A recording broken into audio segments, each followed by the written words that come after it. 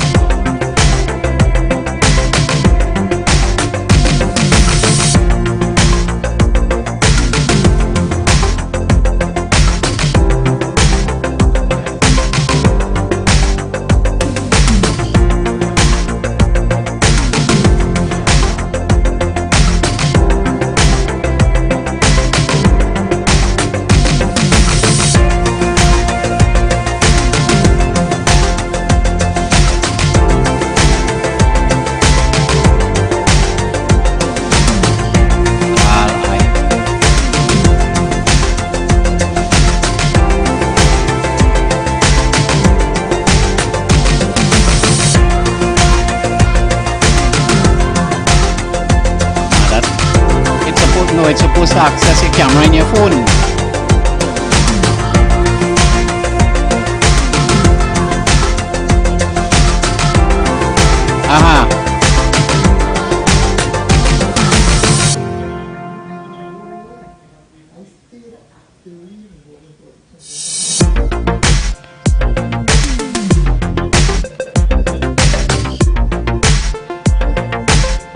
Alright, well, here what?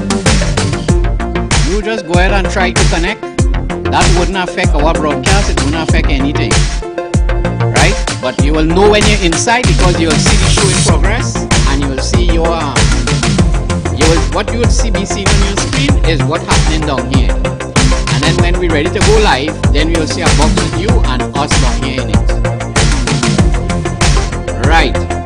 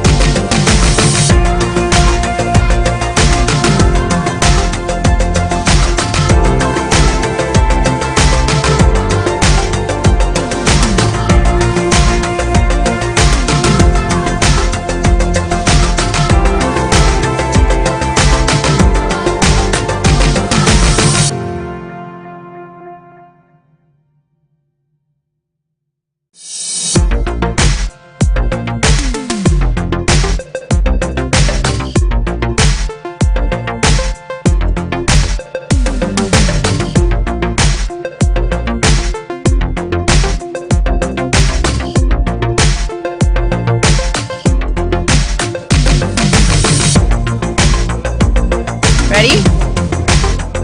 Hello, Philip, my darling.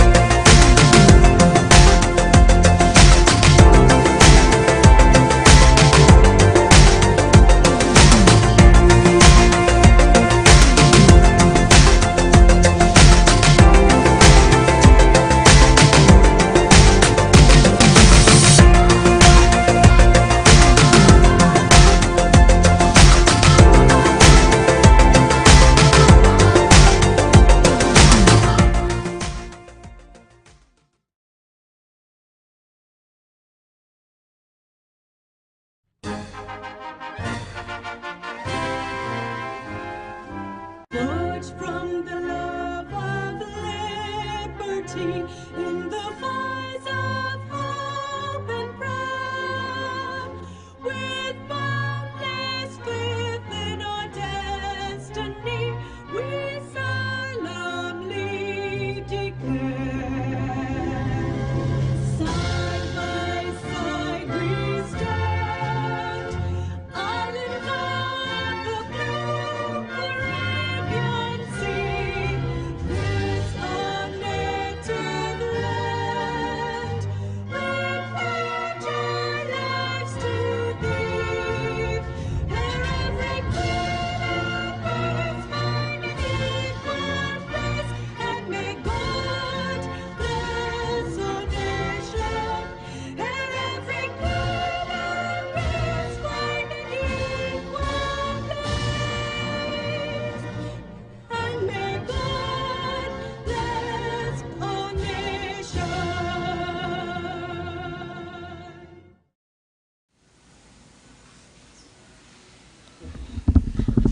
Good night to everyone. Let us pray.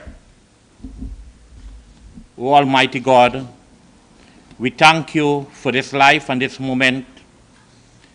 I thank you, O Lord, that have given us this opportunity tonight here in the bandwagon of the leadership of under the United National Congress, our leader, Kamala Prasad Bisesa. Lord, we call on you every moment of our life, that to protect everyone, our member of parliament, our national executive, our councillors, colleague, and the nation, O Lord. We call on you, O Lord.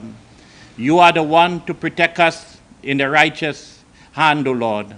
The time of difficult time that we are going through here now, O Lord. You is the only one, O Lord, that to protect us and to protect our leader, Kamala Prasad Bisesa.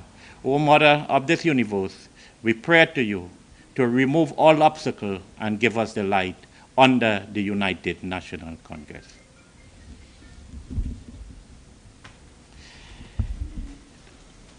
Honorable Member of Parliament for Couva North, Mr. Ravi Ratiram, Honorable Member of Parliament for Oruput West, Mr. Devan Janat Tanku, our Honorable Senator, Brother Wayne Mark, our UNC PRO Public Relation Officer, Mr. Mengo, Councillor Duprach Prasad, and the viewers, public.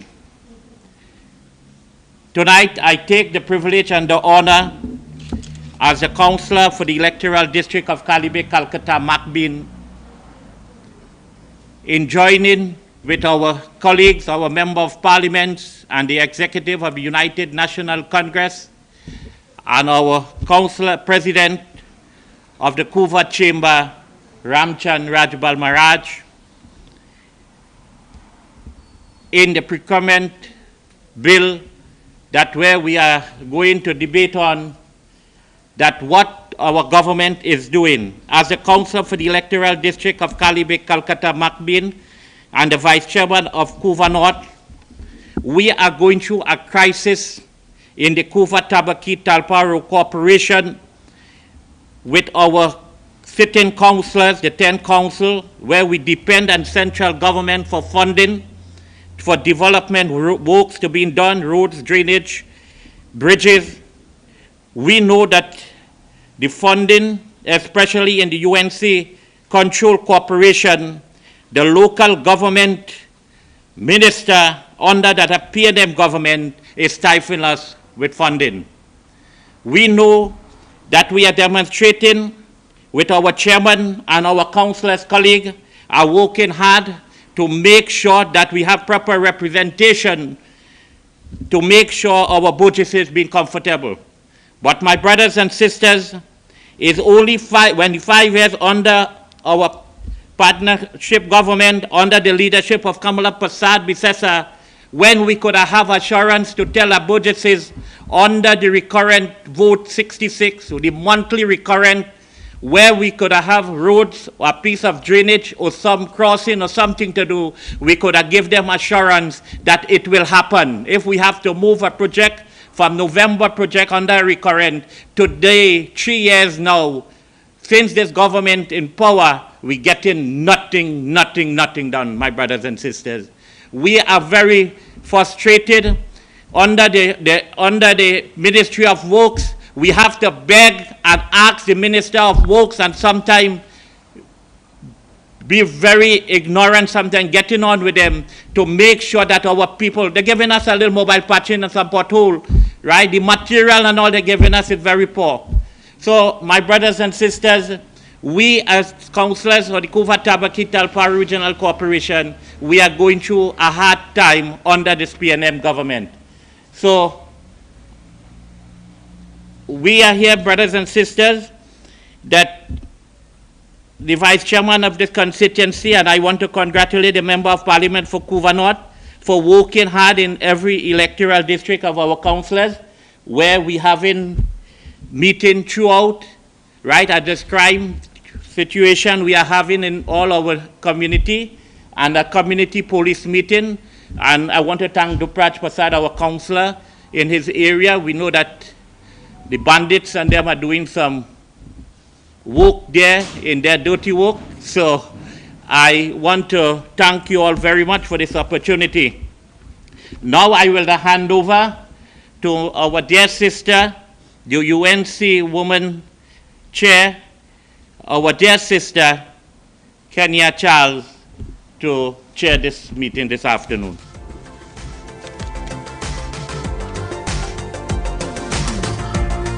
Good night, and welcome to tonight's virtual forum. Tonight, we, the United National Congress, continue our discussion on the Procurement Amendment. Our speakers will inform us on the importance of why we must repeal the Procurement Amendment. Our first speaker was the first chairman of the Couva Talpa Regional Corporation, chairman of the Couva Carnival Committee, a Justice of the Peace, and the president of the Couva Point Lisa Chamber of Commerce, Mr. Ramchan Rajba Maraj.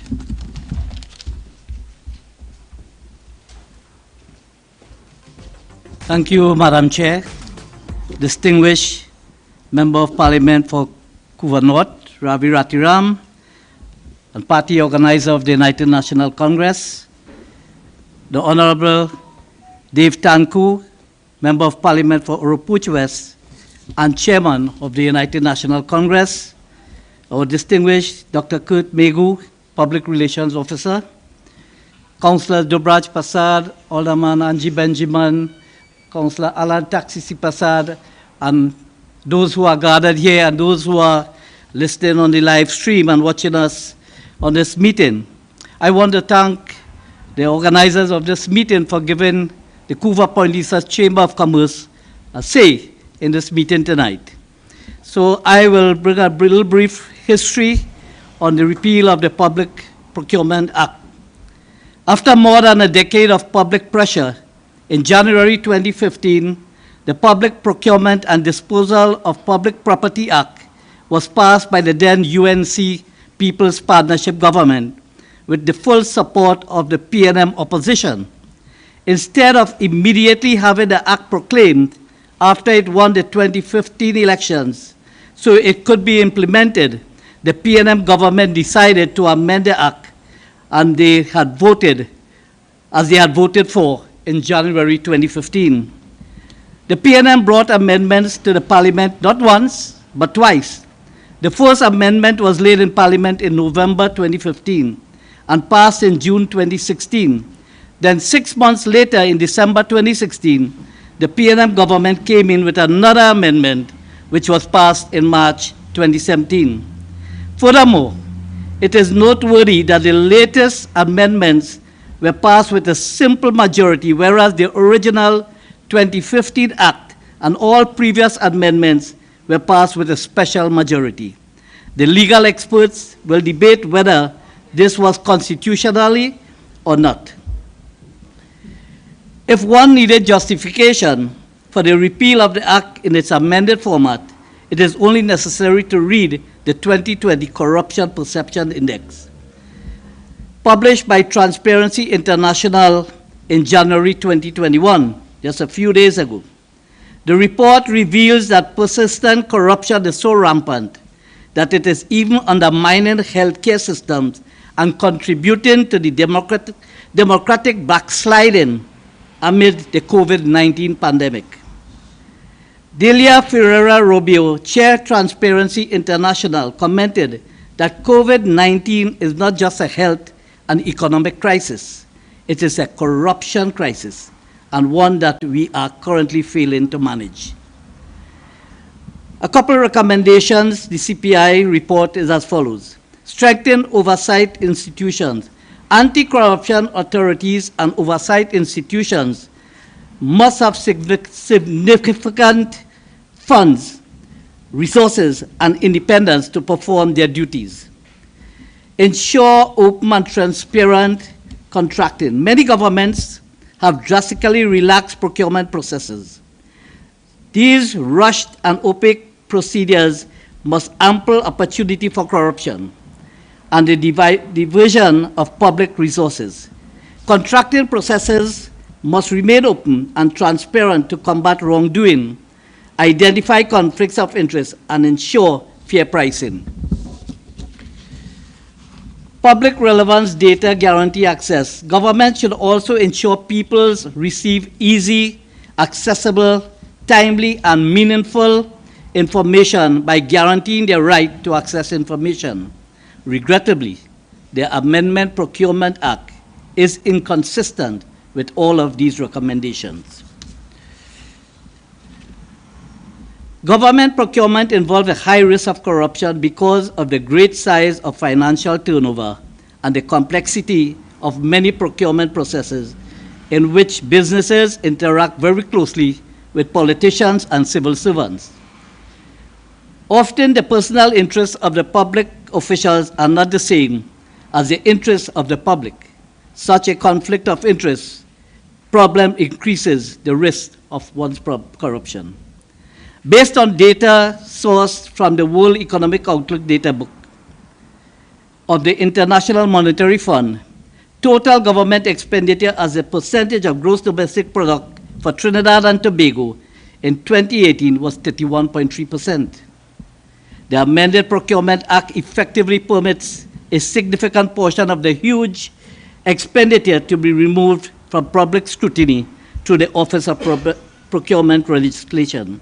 This is untenable and certainly not in the best interest of the citizens of Trinidad and Tobago. Furthermore, while local content requirements can take a number of different forms, their general purposes are to ensure the participation of nationals in the workforce and the promotion of local suppliers, goods, and services. While short-term job creation is part of the local content equation, local content requirements also target longer-term gains in technical capacity and workforce development. Furthermore, government-to-government arrangements are usually denominated in the currency of the foreign government. This arrangement places Trinidad and Tobago at great financial risk as the loans or debt must be repaid in foreign currency, which would only serve to exacerbate an already critical problem that our country is now facing. One classic example of the dangers of such government-to-government arrangement is where developing or poorer nations are lured by China's offers of cheap loans and transformative infrastructural projects.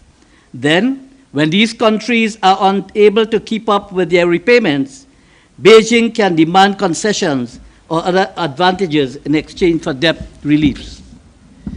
This process is known as a debt trap diplomacy.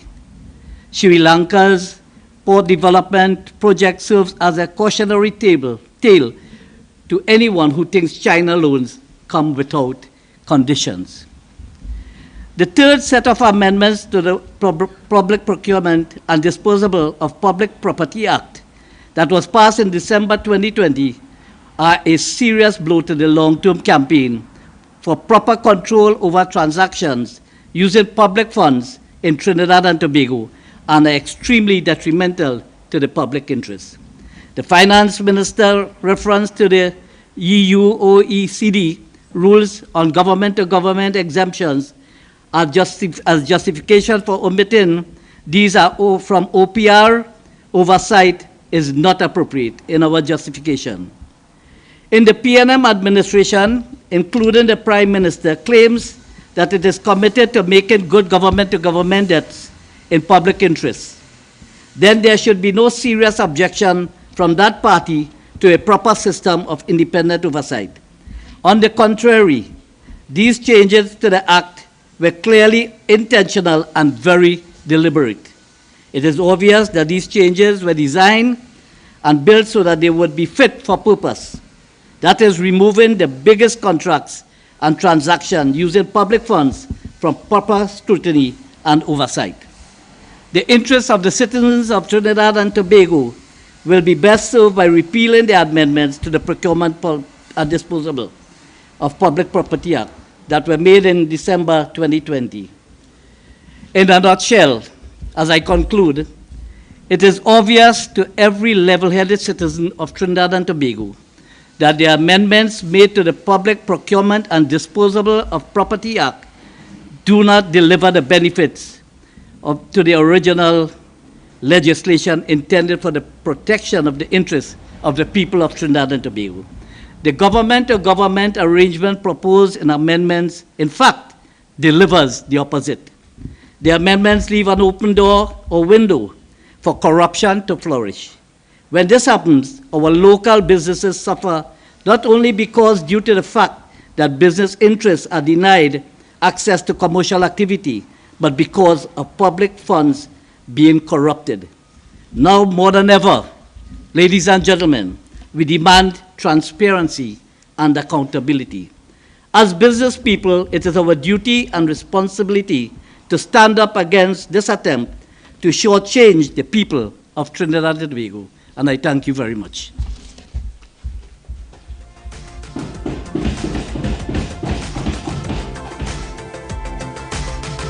Thank you.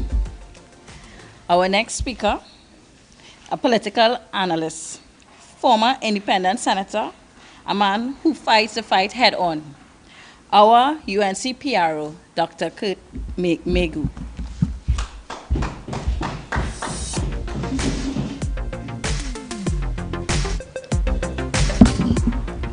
Thank you, Ms. Kenya Charles, the head of our National Women's Arm. And yes, let's get the height of the visual back there. Good evening, everybody. Good evening. And I was just thanking our National Women's Arm, which is a very different entity from the PNM's Women's League. Our Women's Arm defends women's issues. The PNM's Women's League, they defend Keith Rowley. And the reason why I want to make that an issue right now, you might say, well, what does this have to do with procurement? It's because there are many things about the PNM which seem very strange to normal thinking people, because the PNM are not normal thinking people. So when you would think that the women's issues, a women's league would fight for women's issues, they're totally silent. But if you attack Keith Rowley, they're all over you. Similarly, procurement legislation. What is procurement legislation? I mean, one of the things you have to realize, tricks are always used by the PNM. And one trick that is used is using a word that nobody really understands when you're talking about something that everybody understands. So procurement, people will think, I don't know what that is, and that's something beyond me. Procurement is just giving out contracts. Everybody knows about giving out contracts in Trinidad and Tobago and the whole history of giving out contracts. But if they say that, then people will know, well, yes, that is the #1 source of corruption in Trinidad and Tobago. But instead, they say procurement legislation, and it sounds very fancy and way above my thinking. That's too big for me to think about. But really, this is about corruption in government contracts. We've all heard for decades and decades and decades about corruption in government contracts. inflated price. Let me give you a joke about Trinidad contractors. And I'm saying it's a joke. It's funny, but maybe it's not a joke. There was a convention, a Caribbean convention of construction persons. Not to malign our construction industry, but that's what it was. And a foreigner needed to get a job done, a building constructed. So they went and they asked a Bajan. And the Bajan said, all right, look, let me take a look at it. All right, so I will charge $300,000. So the German who wanted it done said, okay, all right, well, can you just break down the cost for me? Yeah, well, it would be $150,000 for labor and $150,000 for materials. All right, that's a good price. Then they went to a Guyanese after. Things are changing, but this was in the past with Guyana. And so they asked the Guyanese, and then the Guyanese said, well, I'll charge, he took out his pen, his paper, looking, thinking, made a few calls, came back and said, I could give it to you for $150,000. What? $150,000? Well, how could you do that? He said, I can get the materials for $75,000 and the labor for $75,000. He said, wow, that's a good price. All right. And so the German was very happy. He went to the Trini after.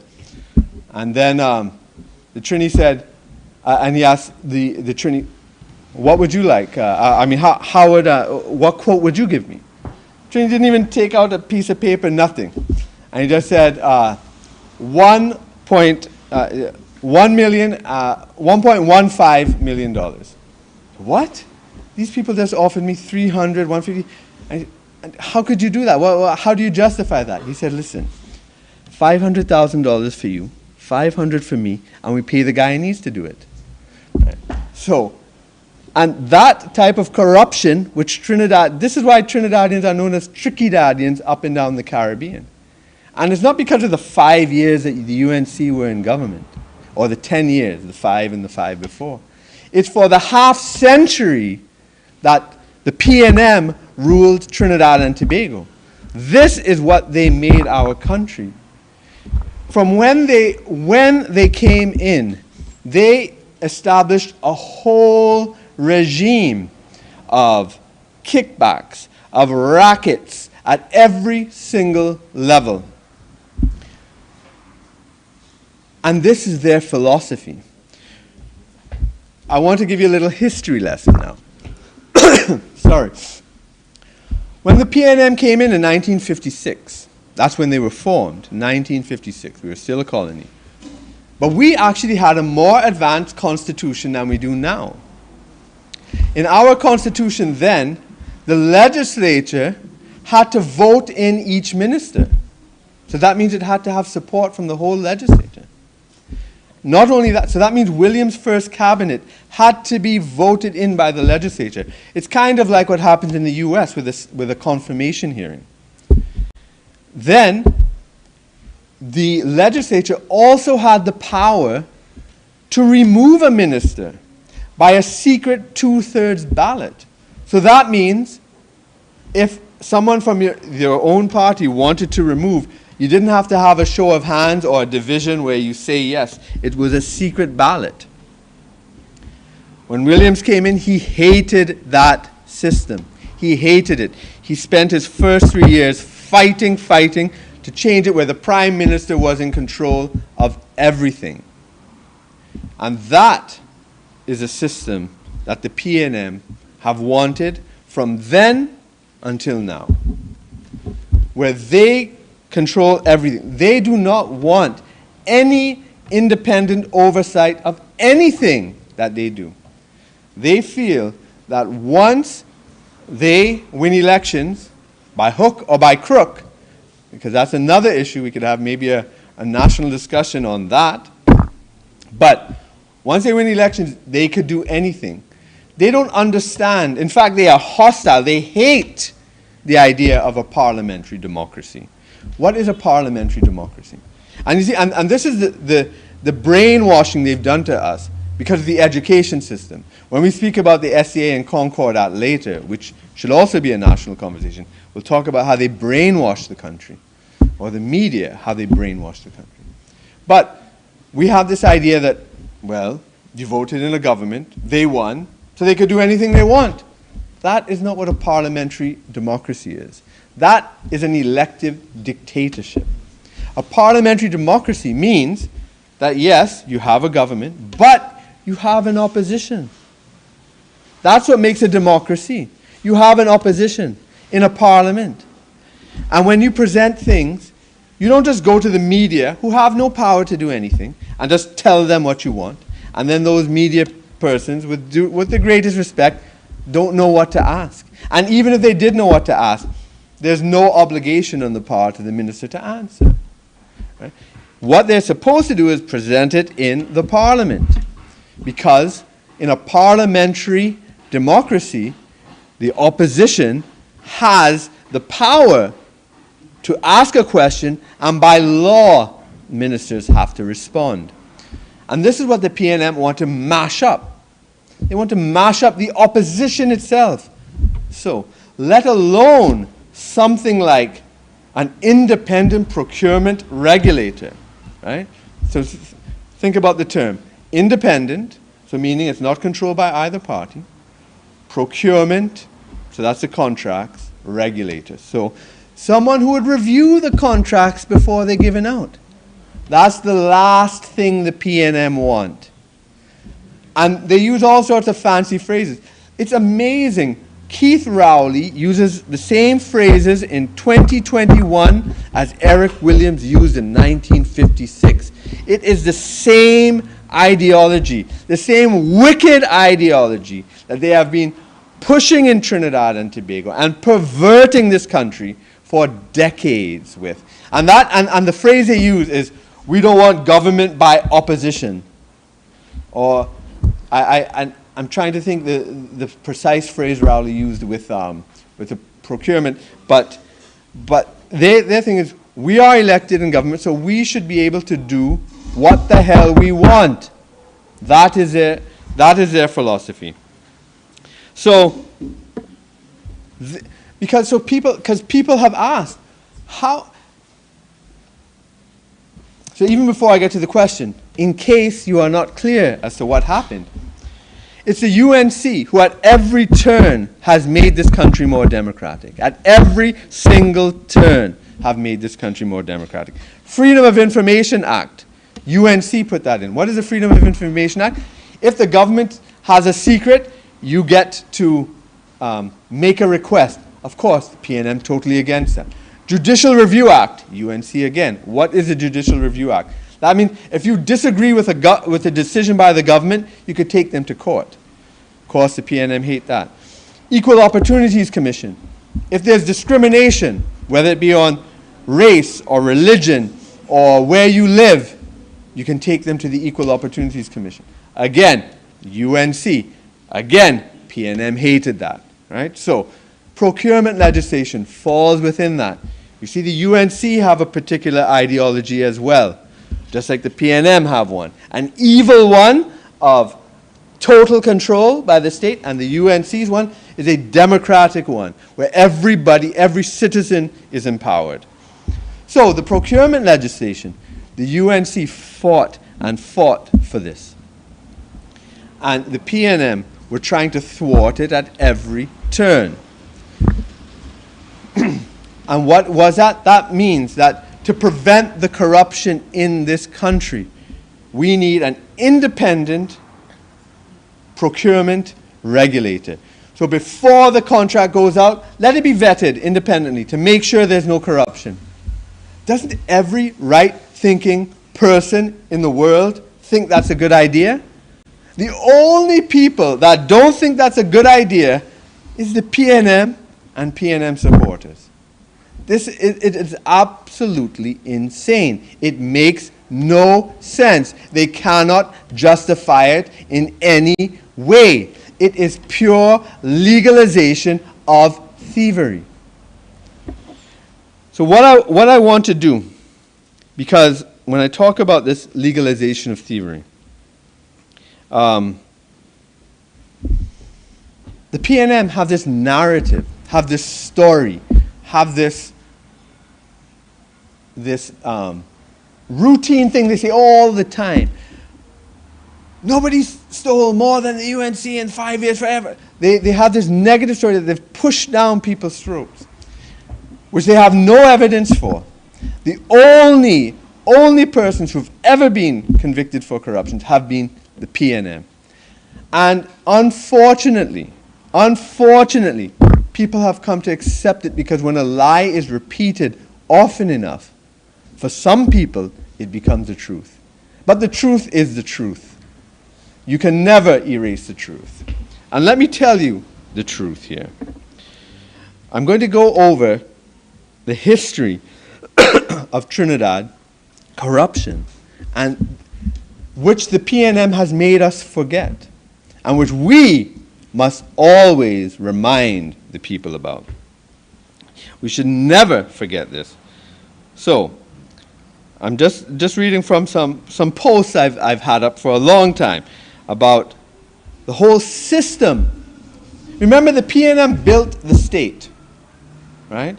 In 1962, when Trinidad and Tobago was built, they put in all the laws. They put in the civil service.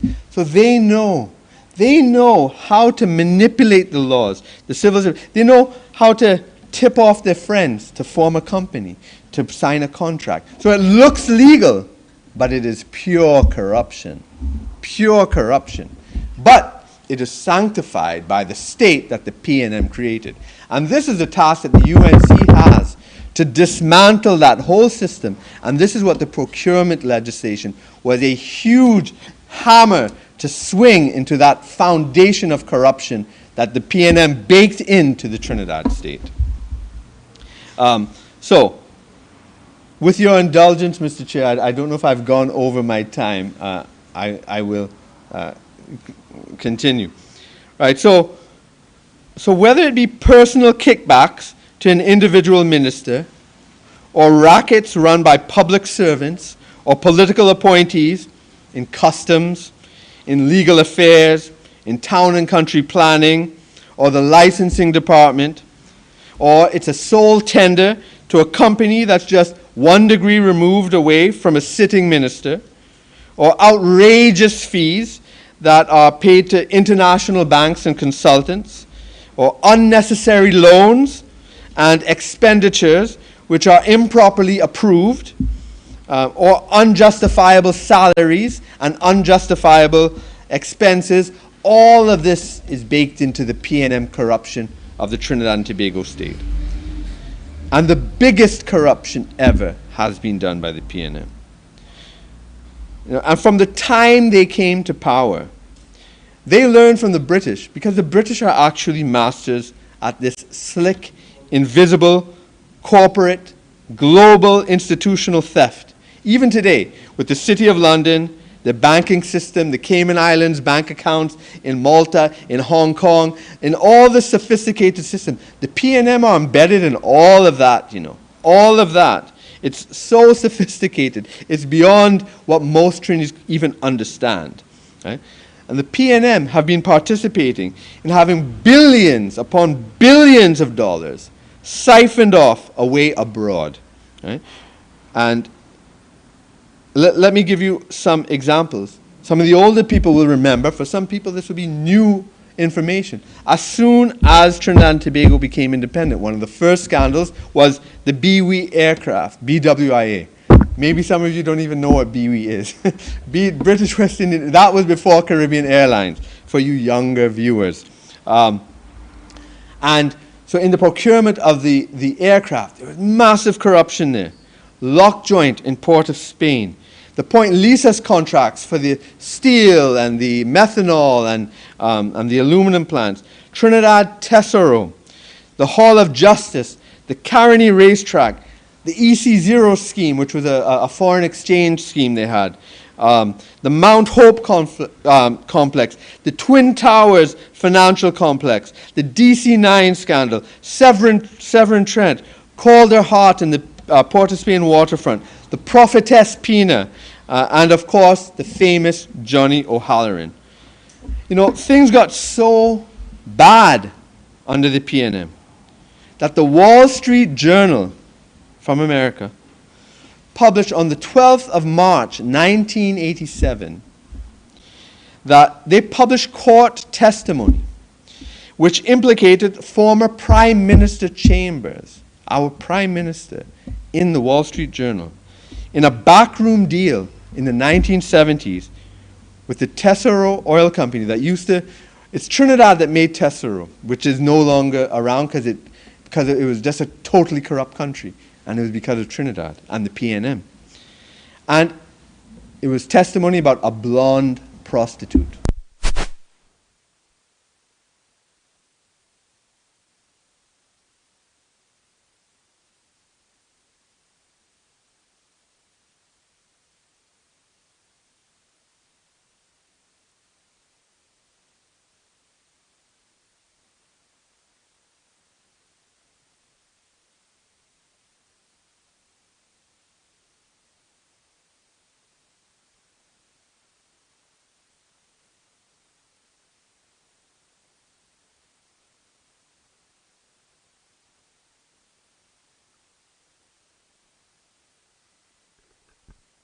The host of the morning show. Right? So that is the situation we had until the NAR came and broke that up. We had one TV station, one radio station, and it was owned by the government. So the media was not investigating anything. Right? There was no media scrutiny. So the PNM were able to run amok and hide so many things which never saw the light of day. For the PNM, those were the good old days. That's why they want to shut down social media, like what we are doing now on Facebook. They hate this. Right? Maybe their trolls are on right now. You know. And then, so you jump all that to today with AV Oil, the ministers and their wives or their close family members getting multi-million, billion-dollar contracts. Billions of dollars being lost in the gas-to-liquid deals or e-tech. Right? And where does this lost money go to? Money just doesn't get lost, you know. It goes in another bank account that you can't find. That's what happens. And just to remind us of the system that the PNM want to keep in place, because that's what it is. What I'm discussing here is a system that the PNM created at independence and they want to keep at all costs, but it's the UNC that is the threat to that system. Right? This is from Bob Lindquist. For those of you who don't know who he is a forensic investigator that came down to Trinidad from the NAR days in 1986 to investigate Trinidad corruption. And we became the first country in the world able to prosecute a U.S. company in U.S. courts for corruption and bribery against the PNM. And this is on his website. You could go check his website. The link, I can give you the link after. We could put it underneath on the webpage. O'Halloran's clout in Trinidad lay in the sway he seemed to hold over a man named Eric Williams, Trinidad's father of independence, a political party that came to power in 1956. Williams appointed his man to a series of powerful patronage positions. From his insider vantage point, Johnny O took his slice, his 10%, his skim off the top, in oil, construction, and in horse racing. And almost everybody in Trinidad knew it, but nobody could do anything about it. The Honorable Selwyn Richardson, the Attorney General in the Williams government, launched an investigation in the early 1980s into O'Halloran's looting of various tills. The investigation was genuine, but so were the concealments and the obfuscations Richardson encountered. These roadblocks were set in place by higher-ups within Richardson's own party, the PNM, by people who shared O'Halloran's corrupt practices. This is all on the international web. By his own corrupt practices. Richardson gave up. He gave up everything. His investigation, his attorney general post, and his membership in the People's National Movement. But he continued in private to keep files on Mr. 10%, hoping that they would one day have a purpose. And after the PNM were removed from power, this was the first time that a foreign country had successfully sued a U.S. company for bribery and made a recovery. This was a great case, a great experience, but with a very bad ending. The loss of a friend. On June 20th, 1995, Selwyn was murdered in his driveway at his home in Trinidad. I enclose a presentation Selwyn gave only 8 months earlier. This is the seriousness of the system that we are trying to break, that generations before us have tried to break, that people have paid with their lives, and we need to continue this fight. Thank you very much.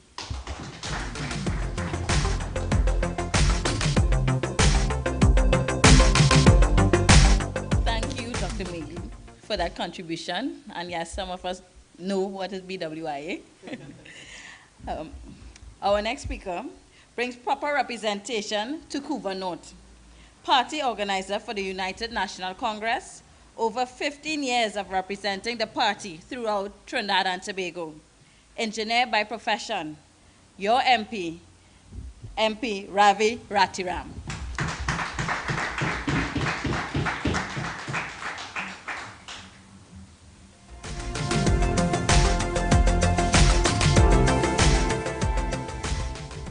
Thank you very much, Sister Kenya Charles. Let's show our appreciation for her. Honorable political leader of the United National Congress and the best Prime Minister that Trinidad and Tobago has ever had, our leader, Mrs. Kamla Persad-Bissessar.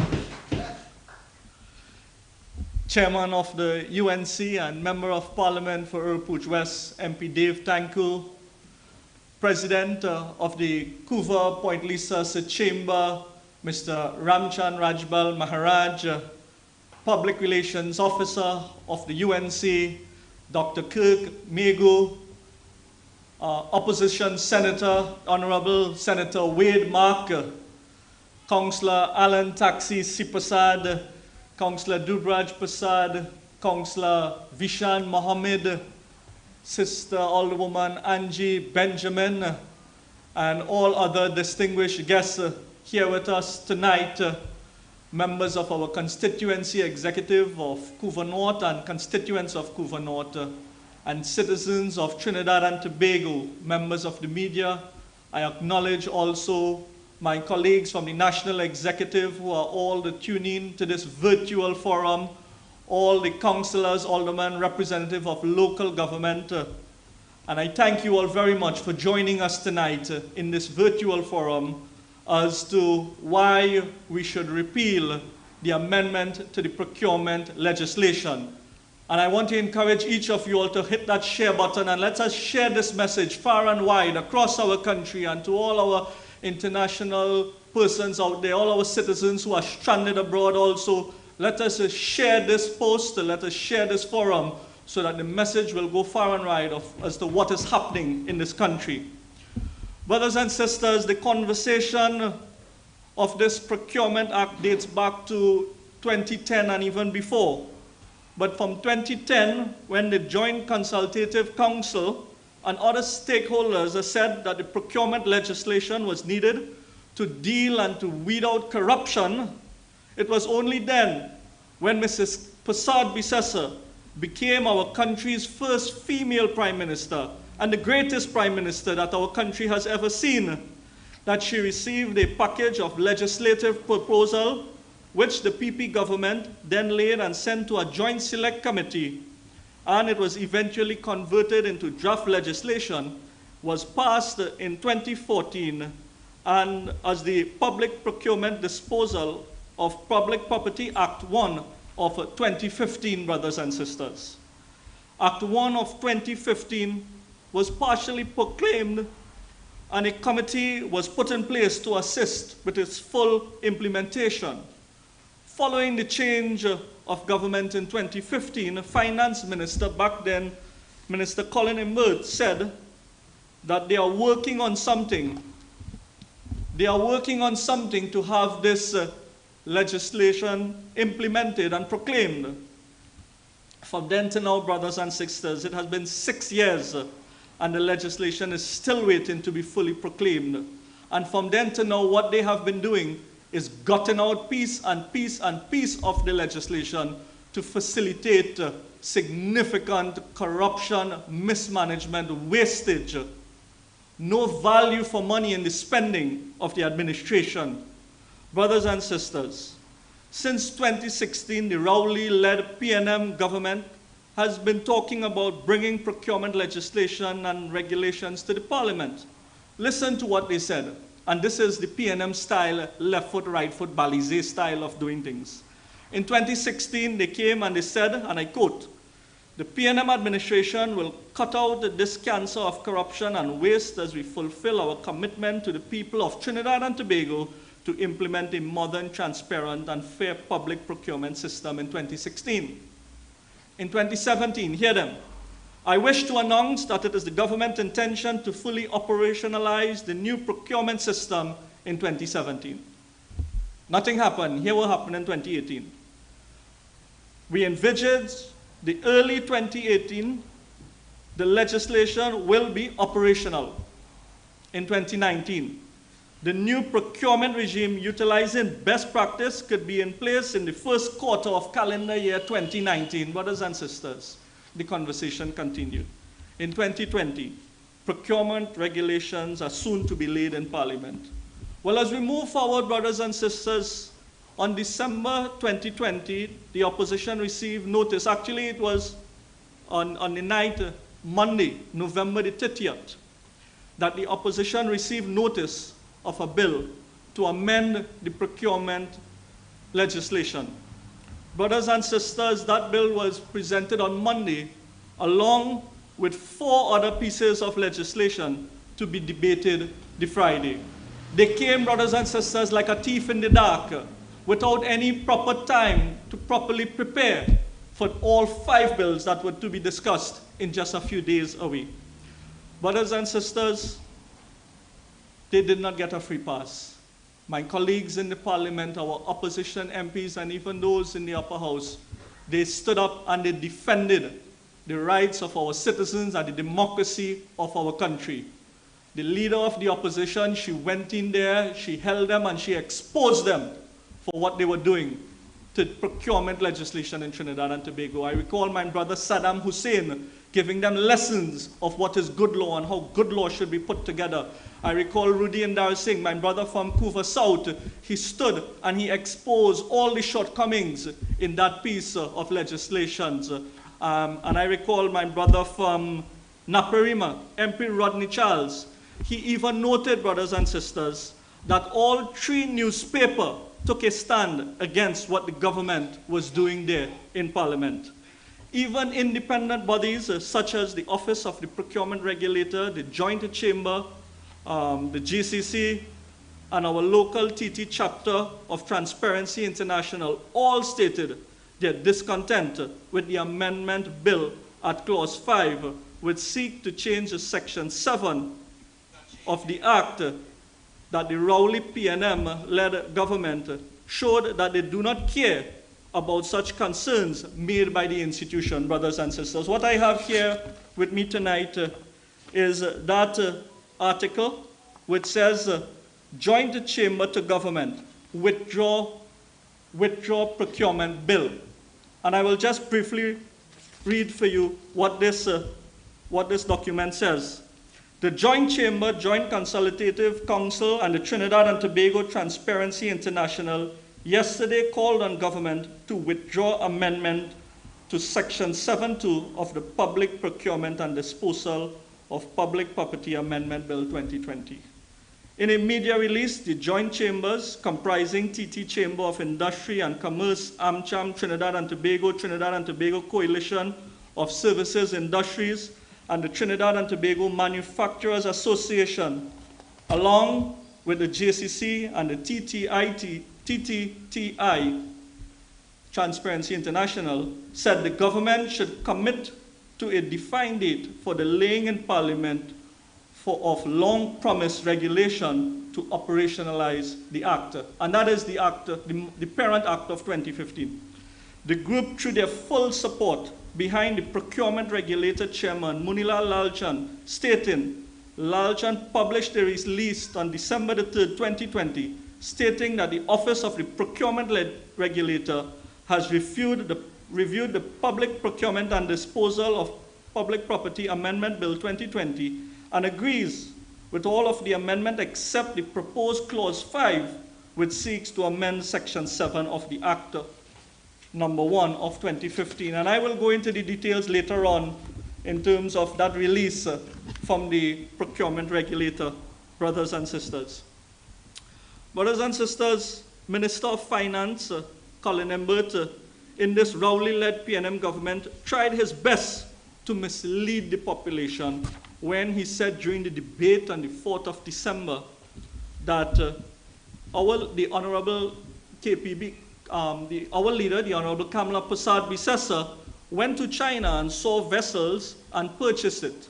And that is how he tried to put it across, brothers and sisters. But tonight I want to take this opportunity to share with you the facts that is before us. And the fact of the matter are that the Central Tenders Board, NIPDEC, and the Protective Service at that time, they all had different process for procurement. And it was the armed forces and the Coast Guard who assisted the People's Partnership Government with the process of acquiring these vessels. So it was not like what we see happening with these vessels that these fellas go down the road and they're traveling around the world and they see two vessels and they say, give me two vessels, like how we purchase doubles on the side of the road when we see our doubles. Man, no, brothers and sisters, there was a process, and there has always been a process, and this is what we are saying, that the government should bring proper regulations to the parliament so that these processes will be upheld to ensure transparency and integrity in the procurement of services and the disposal of assets belonging to the state, brothers and sisters. And we ask ourselves why it is that they are holding back on properly implementing and proclaiming this procurement. Is it that there's significant corruption that is happening at this point in time that they choose to turn a blind eye to? What is really taking place, brothers and sisters? You all recall that contract, that HTC contract with that Chinese company, that international engineering company. In 2019, let me remind you that a contract was awarded to this Chinese international engineering company for the construction of 5,000 apartment units across Trinidad and Tobago for the sum of 71 million US dollars, brothers and sisters. And that was for phase 1, which was suddenly canceled. In response to this, the Prime Minister said that HEC had been instructed to go back out to tender because there were some parts of the contract which did not meet cabinet acceptance and approval and was structurally and legalistically and so forth. Brothers and sisters, this came because of the fact that our opposition was there like a watchdog to ensure that no kind of corruption take place in our society, brothers and sisters. And they were well exposed, and that is why they backpedaled in this service, brothers and sisters. It is political hypocrisy that we should keep such government-to-government arrangement when we all saw the scandal that unfolded with that contract, brothers and sisters. Let's move on to the recusal twins. We all familiar with the recusal twins, Al Rental, and according to Brother Anil Robert, Al Smallpin. Well, brothers and sisters, between 2016 to 2020, that recusal twins recused themselves a total of 94 times from cabinet meeting, brothers and sisters. 37 times Al Rental and 57 times Al Smallpin.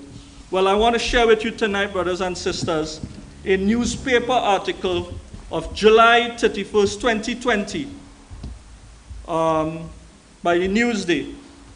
That is this article here, brothers and sisters. July 31st, 2020 by Jada Lutu, which I have here, and the headlines is FOIA request shows young Alwari recruits from cabinet talks. Let me just read to you one paragraph from this article. In terms of the Attorney General, who recused himself 37 times, alleged conflict involved the leasing/rental of several properties, including one Alexandra Place, St. Clair, several office and warehouse spaces in Port of Spain, St. Clair, and El Socorro for various ministries. The variation of a cabinet decision on the grant of a new agricultural/commercial/industrial lease relative to land at Orange Grove Estate. Brothers and sisters, 90 how much times recusal? This is something that has been circulating in the public domain, brothers and sisters. And what we want to ensure is that when there is the award of government contract, nepotism does not take place. The handing out of contracts and the playing of musical chairs in Parliament, where one person walk outside and the rest of his colleagues award a contract to his friend or his family, and then somebody else walk outside and the other colleagues remain inside and award a contract to his friend or his family. That type of musical chairs for the awarding of contracts by the government, brothers and sisters, that level of nepotism and corruption must come to a stop, brothers and sisters. It must stop. The article continued, brothers and sisters, in 2018, the award of contracts to NCB Global Finance, a 10-year fixed-rate loan in the amount of $180 million. As for the loan, you know the commission, you know the spotter's fee, you know the interest charges, the cost of the loan. It all involves enriching someone, brothers and sisters. And if there's a conflict of interest, well, we have an idea who that someone will in some form or fashion be associated to. You see, the thing about it, brothers and sisters, is this information continues to circulate in Trinidad and Tobago because we have an opposition that is strong, that is looking on, and that is defending the rights and citizens of our people. Brothers and sisters, in 2020, this article has so much, award of a mandate to NCB Global Finance Limited for $125 million, and there's so much more recusal that this article speaks of. Tonight I don't have the time, but we will share with you this document, brothers and sisters. We recall in 2018 and 2019, recusal for medical services when a proposal for the remission of custom duty and VAT payable for a PET-CT scan machine imported by Alexandra Imaging Center was being considered by the cabinet. What was the conflict of interest in this matter, brothers and sisters? Another recusal for the retention of customs duty and VAT on a scan machine in 2019.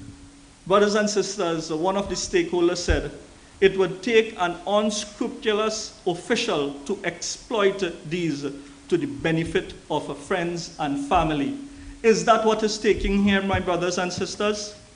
We all know the conversation where a minister receives rental $1.3 million per month, $325,000 per week, rentals to the tune of $43 million in rental contract, brothers and sisters, while we still have citizens of our country waiting for that $1,500 salary grant, brothers and sisters, while we still have children in our society who cannot access online learning, who cannot go to school. We heard from the Parliament committee that we have close to 47,000 children in our school who are not, 47,000 children in our country who are not in schools because they simply cannot afford connectivity or to procure an electronic device. Right here in the constituency of Couva North, brothers and sisters, we have written to the 18 principals in our constituency,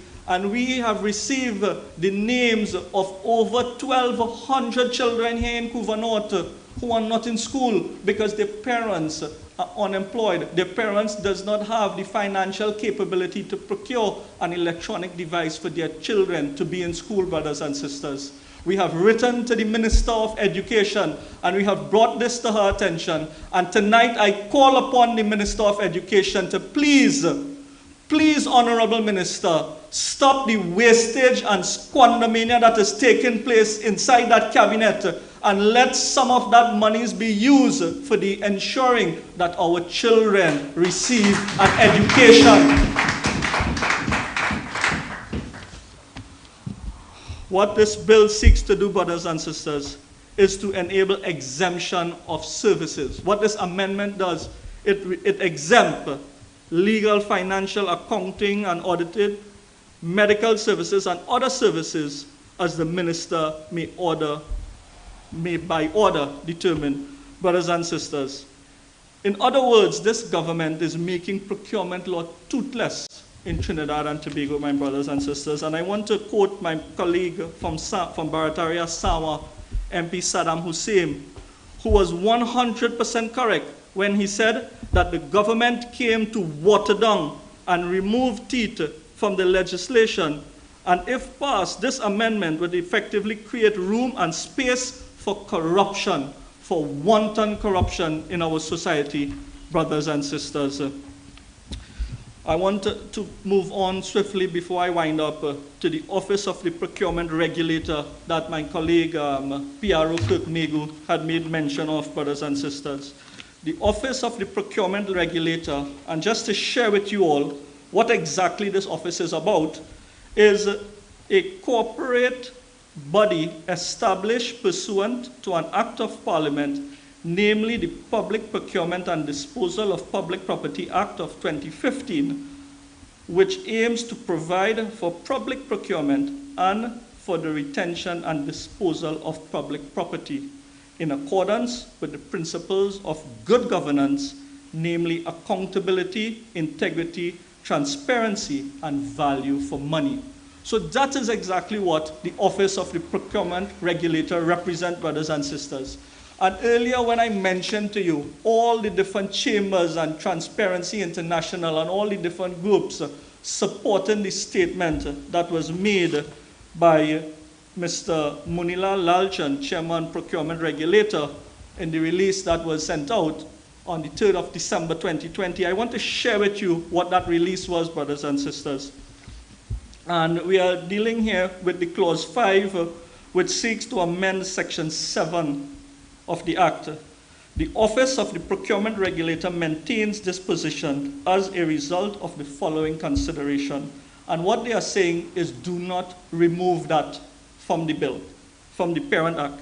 And what they are saying here, the consideration, 1, a thorough consultative process was undertaken between 2018 to present with stakeholders across various sectors who provided feedback to the Office of the Procurement Regulator. From our 20 workshops, 193 bespoke sensitization sessions and webinars held with over 1,400 suppliers and contractors. Listen to the amount of stakeholders that came forward and were consulted. During these consultations, stakeholders reiterate that there should be no amendment to Section 7 as it stands. It continues.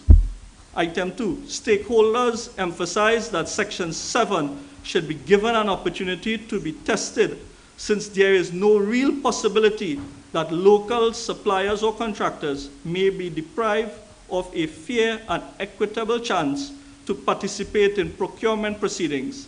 Any variation to this provision may undermine the object of the Act, namely accountability, integrity, transparency, and value for money. Brothers and sisters, this is what the professionals have been saying.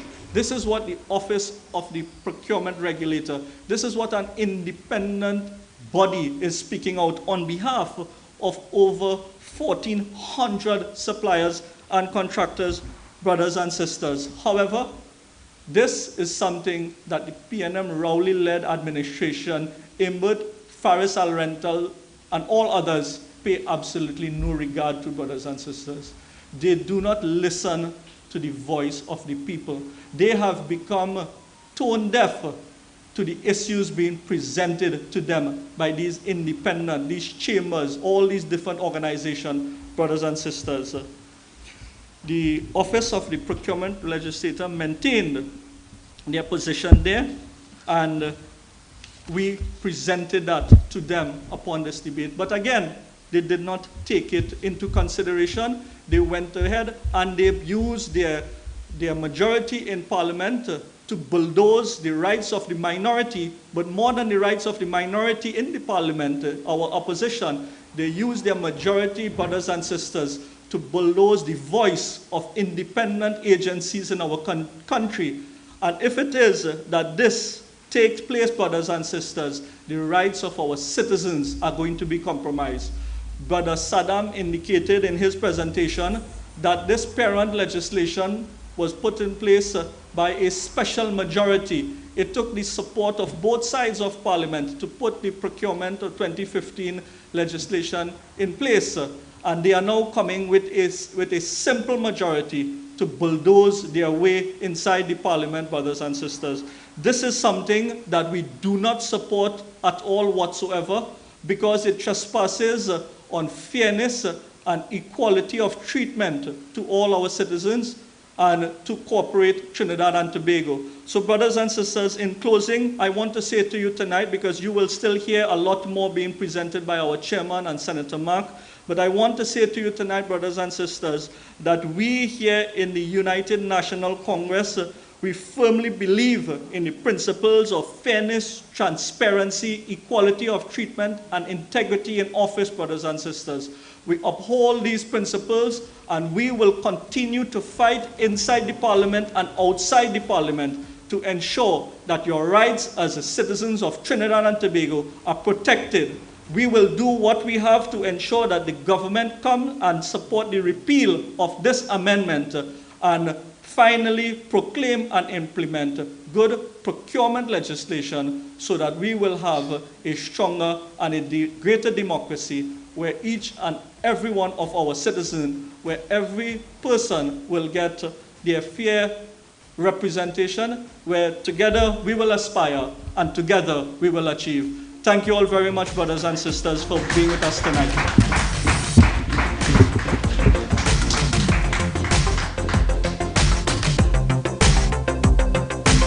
Thank you, MP. Thank you for your contribution, and I hope our viewing public understands why we are repealing the Procurement Amendment Bill. Our next speaker is a member of this party for over 35 years, served as General Secretary for over 10 years, advisor to the then Prime Minister Kamala Prasad Bisesa, current chairman of the United National Congress, an economist and attorney at law. MP for Oropuch West, Dave Tanku.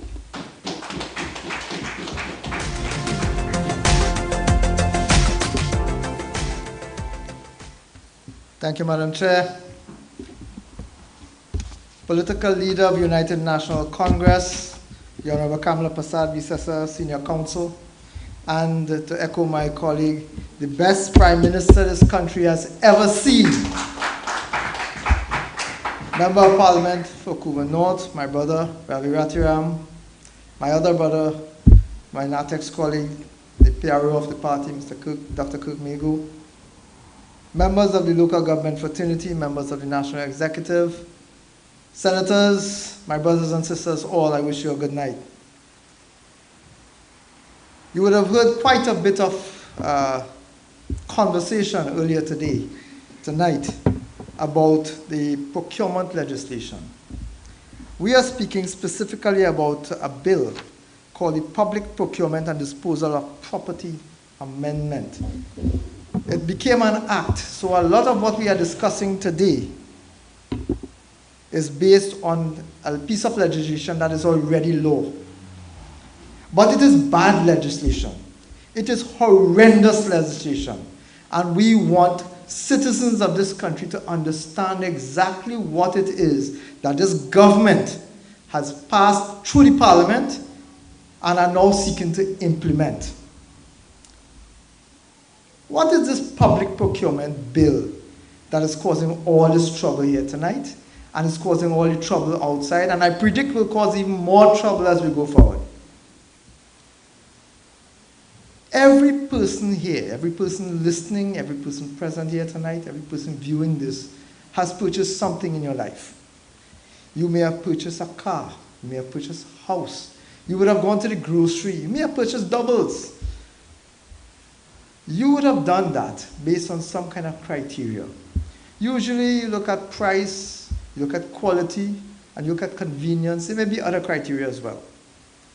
If you're going to pursue a car, for example, you identify your specifications. Your specifications, you may want a gas car or a diesel car. You may want to look at the price range, the color, and then you start shopping around for things that meet your price range, things that meet your color requirements, things that meet your fuel engagement. You start shopping around based on those specifications. So first you identify what you want, then you identify the specification, and then you start looking out to see where you're going to buy it. That, ladies and gentlemen, is what procurement is. How you get how you get what you want, where you get it, at what price, and at what specification. That is what procurement is. Now you can look at two things. There are procurement of goods, and this act, actually treats with two things. It treats with the provision, the procurement of services, and it treats with the procurement of goods. Now I just described to you what the kind of specifications that you would look for, what are the criteria you would look for when you're looking to buy, let's say, a car. In terms of services, if you were to pursue the services of a mechanic, for example, you would look for the same sort of criteria. You look for price, you look for quality, you look for convenience. Those are the same kinds of qualities that you would look at, the same types of criteria. The Act also deals with the disposal of property. Now the state, as you know, has tremendous property. They have land, they have infrastructure, they have assets, actual physical assets, and capital assets, loans, grants, the Heritage and Stabilization Fund. There are lots of other assets. What the public procurement bill, first, as one of my early colleagues would have indicated, first brought on by the UNC in 2015, passed and approved, and sat withering under the PNM. What that bill sought to do is listed in the objectives of the Act. And I want to read that for you because this is why the PNM is afraid of the Act. The Act was developed for the specific purpose. The Act was developed for the specific purpose of A, ensuring the promotion of the principles of accountability, integrity, transparency, and value for money. B, ensuring the promotion of efficiency, fairness, equity, and public confidence. And C, ensuring the promotion of local industry development, sustainable procurement, and sustainable development in public procurement and the disposal of public property. You want to know why the PNM don't want this legislation? That's why. Because this piece of legislation came from somewhere. The Central Tenders Board, which preceded this piece of legislation, is from 1961. And lots of things have happened between 1961 and now, including things like electronic tendering, etc., which were not really visualized in that previous piece of legislation. The Public Procurement and Disposal of Property Act is currently law. But it came from somewhere. You all remember the OFF report? It came from the OFF Commission of Inquiry dated March 29th, 2020. Sorry, March 29th, 2010, I believe it was. I want to read just one thing, one recommendation, and you'll get an idea as to why it is this government does not want this legislation, why it is they prefer to water it down to zero rather than face the consequences. The first recommendation, recommendation number 1 of the UF report, which produced 91 recommendations, the first recommendation was, and I quote, money assigned for public construction projects must not be allowed to be corruptly diverted and thereby stolen from the public. The reason the UF Commission way back then cited that is because, you know, when government then, the PNM. So as my previous colleague had mentioned, corruption in the PNM is endemic. The UF Commission of Inquiry recited this, stating that one of the critical factors, one of the considerations that should be taken in developing any legislation going forward, is to ensure that the public purse is protected. I'll also cite recommendation 40, because this is important for local businessmen. Recommendation 40, a reserve quota or subsidy in favor of local contractors or consultants could be justified by the need to protect particular sectors of the local construction industry where there's public interest in developing or preserving local skills or capacity. What that basically means, ladies and gentlemen, is there must be a requirement to protect local industry, to protect some of the work that is being promoted, some of the work that has been given out in contracts for local businessmen.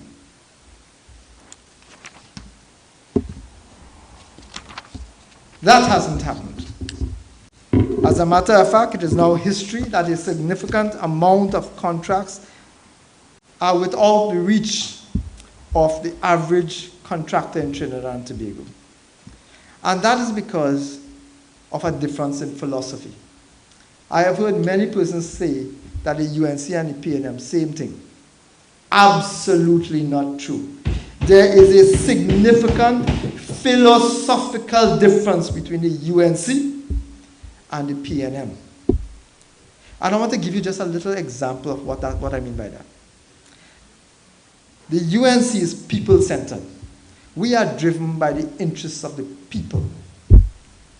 The PNM's philosophy, in fact, let me stay on that for one more second, if I may.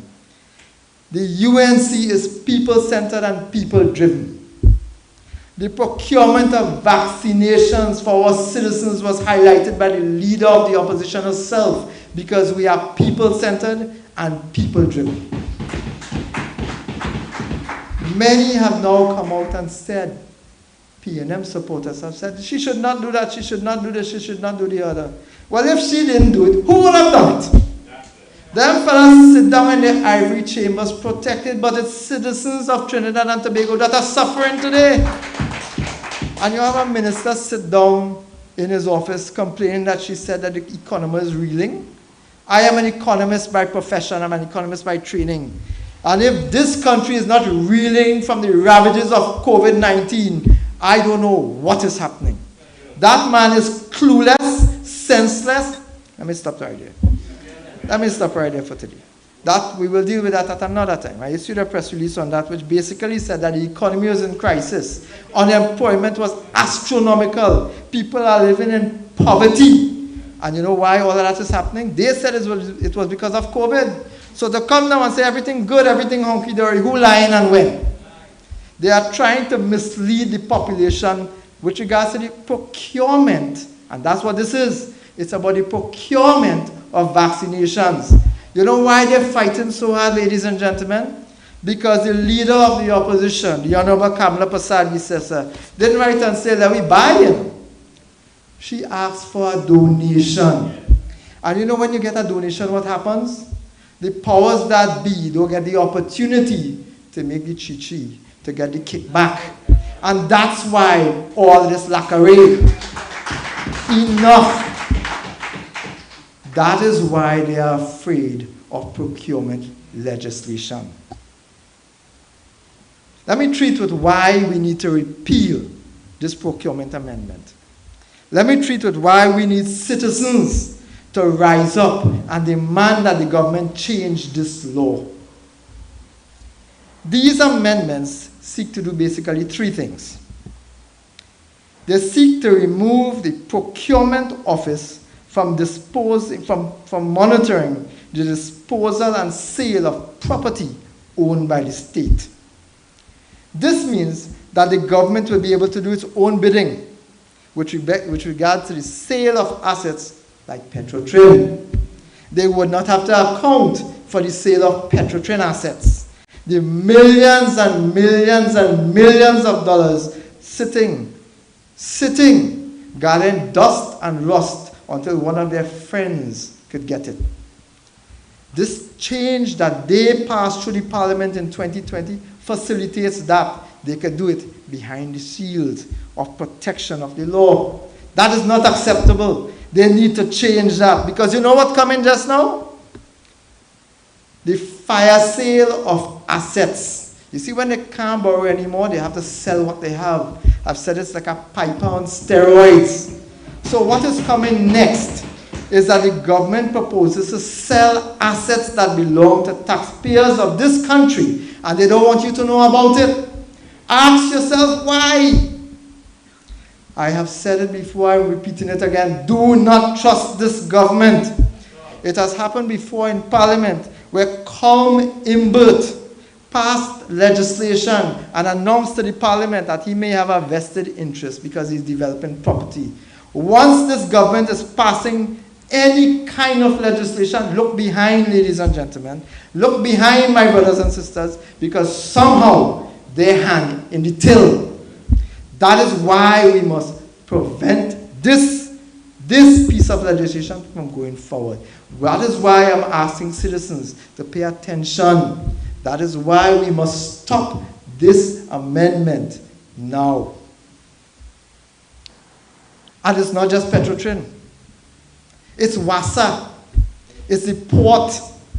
It's T&Tech.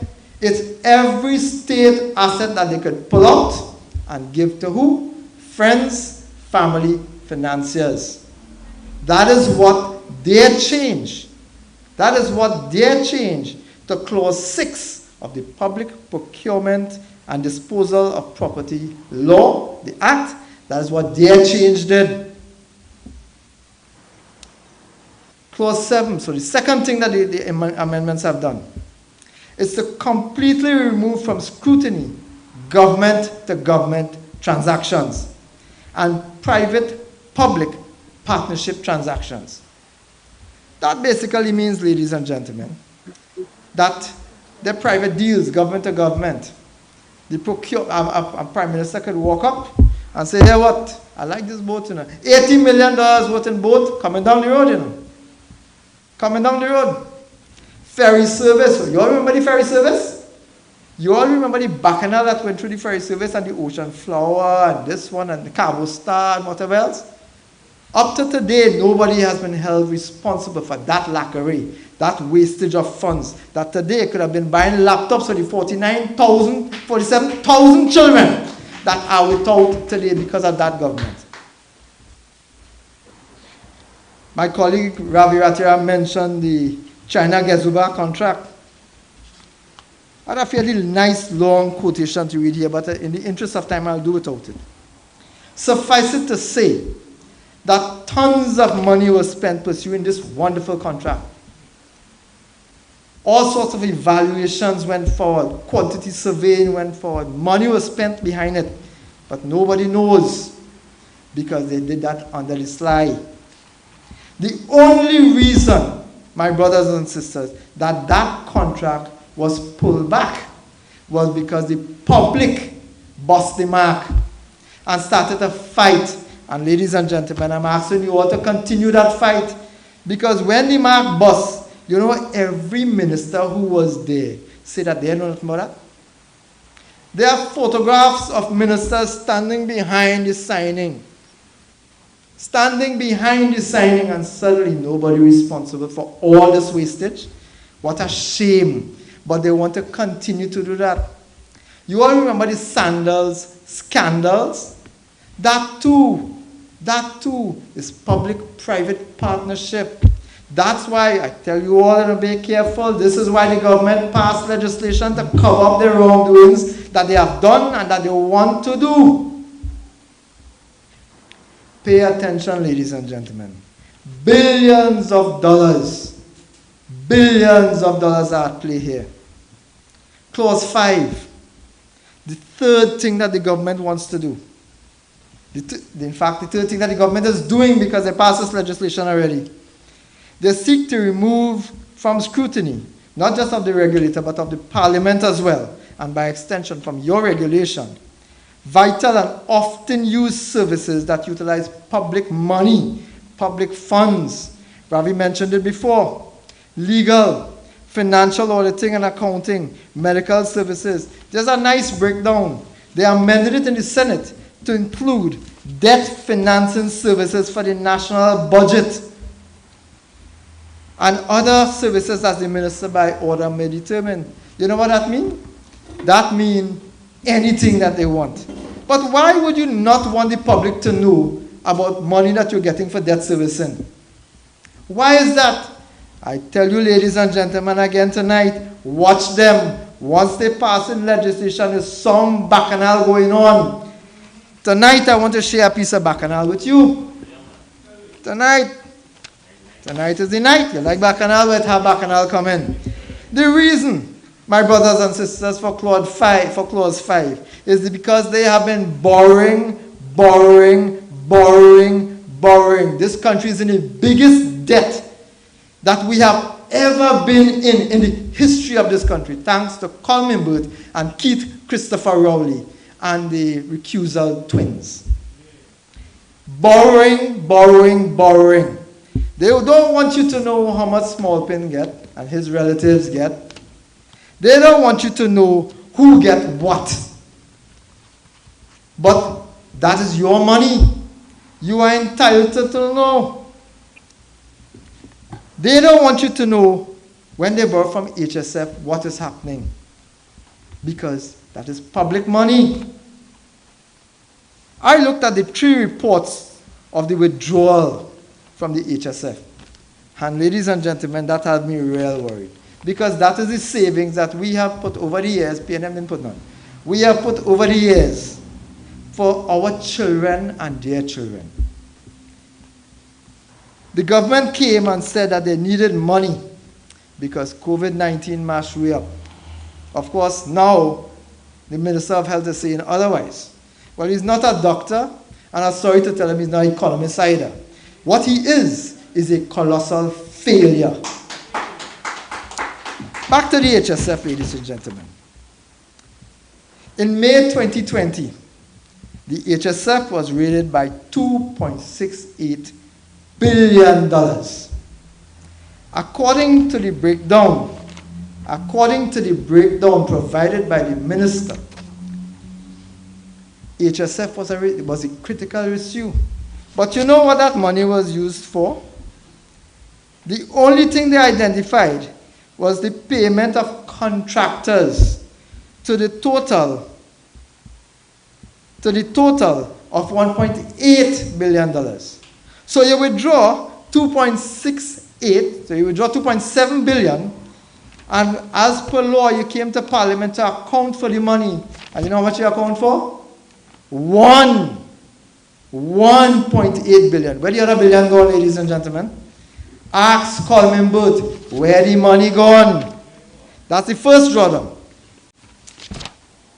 In the second drawdown, again, they came. $1.34 billion in June 2020. So in May 2020, 2.7. In June 2020, 1.34. Again, it is to pay outstanding bills to contractors and suppliers, nothing to do with COVID. But the whole write-up, the whole justification, ladies and gentlemen, is COVID. Nothing to do with COVID. I turn to the third one, ladies and gentlemen. In August, so watch it there. May, June, August. In August, they came and withdrew $2.04 billion. And I want to tell you all why. I want to read, and then I'll explain. If you can't figure it out, I'll explain it, because it's straightforward to me.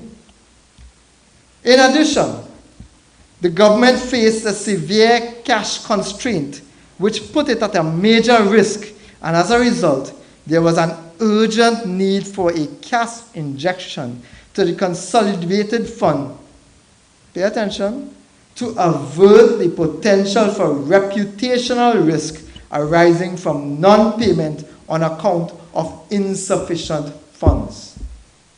So they withdraw money from the savings in the Heritage and Stabilization Fund because the consolidated fund, which is the fund that the government uses to spend money from, is not operating on fumes anymore. They're borrowing fumes to operate on. What ludicrous madness.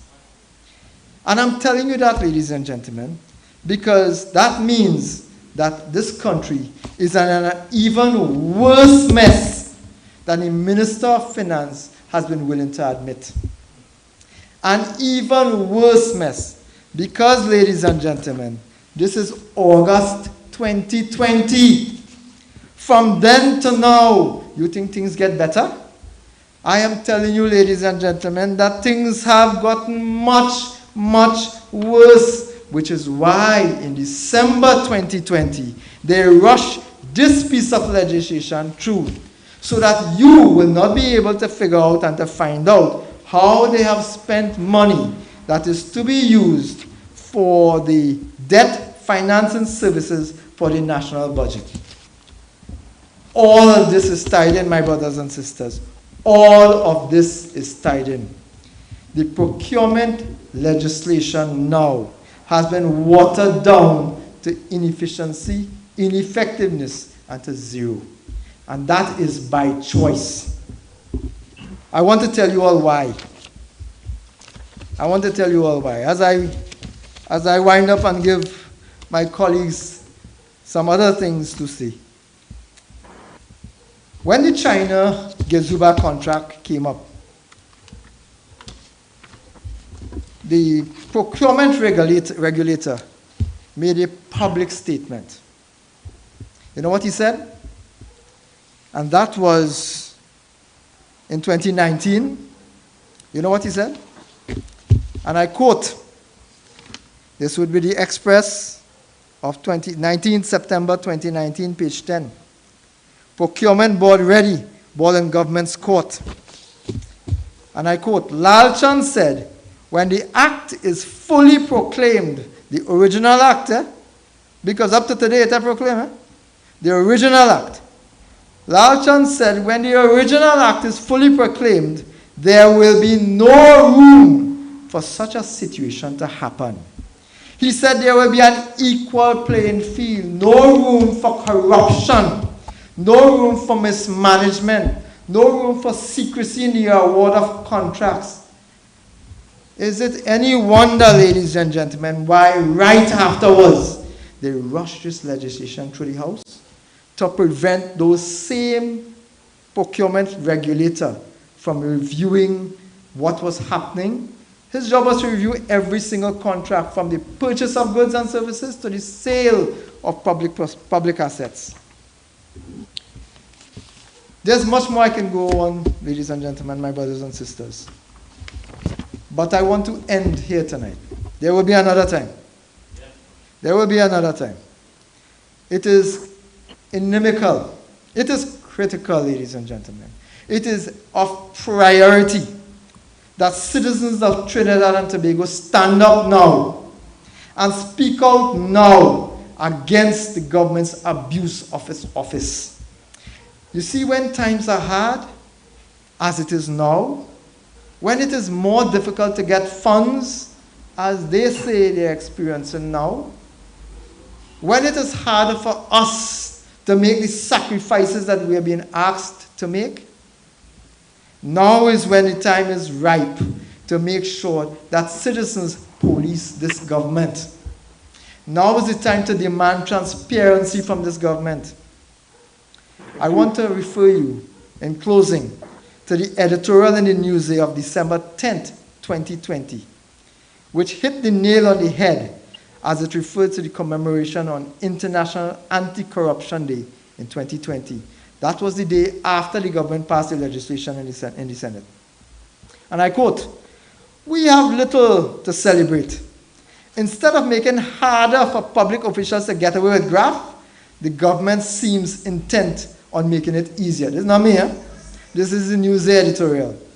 How else to interpret the haste with which amendments to the public procurement law have been rushed through the parliament in the face of profound and numerous objections?